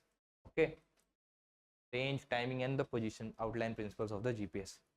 तो ये था आज का हमारा discussion, PYQ discussion of the 2024 paper. तो in this discussion we have discussed 40 questions. तो आपके जो लेफ्ट ओवर जो आपके दो इसके पार्ट्स रहेंगे, जिसमें कि 40 क्वेश्चंस नेक्स्ट वीडियो में देखेंगे, नेक्स्ट उसमें last we will conclude this 2024 paper. Okay, so अगर आपको ये वीडियो अच्छा लगा होगा then please hit the like button, share, subscribe our channel. Also अगर आपको कोई डाउट है इस वीडियो में तो you can ask in the comment section. और अगर आपको इस वीडियो की ये पूरी जो भी हमने इसमें लिखा है, इसमें नोट्स ऐड करे हैं, if you want PDF for that, simple इस वीडियो के डिस्क्रिप्शन में आप जाइए, वहाँ पे you will be provided with the Google form link, उसको भरिए, सेम आपके व्हाट्सएप नंबर में this PDF will be shared. Okay, और साथ ही में सून इसके बाद ही we are starting our weekly test discussion, जो कि हमने मॉक टेस्ट में we have provided to the students. उसमें से जो आपके बेस्ट क्वेश्चंस हैं 20 to 30 questions, we will discuss those questions. उनका भी PDF सेम इसी आपको फॉर्मेट में you will be getting that also. Okay, तो thank you very much, and ऐसे ही अपनी तैयारी बनाए रखिए। All the very best.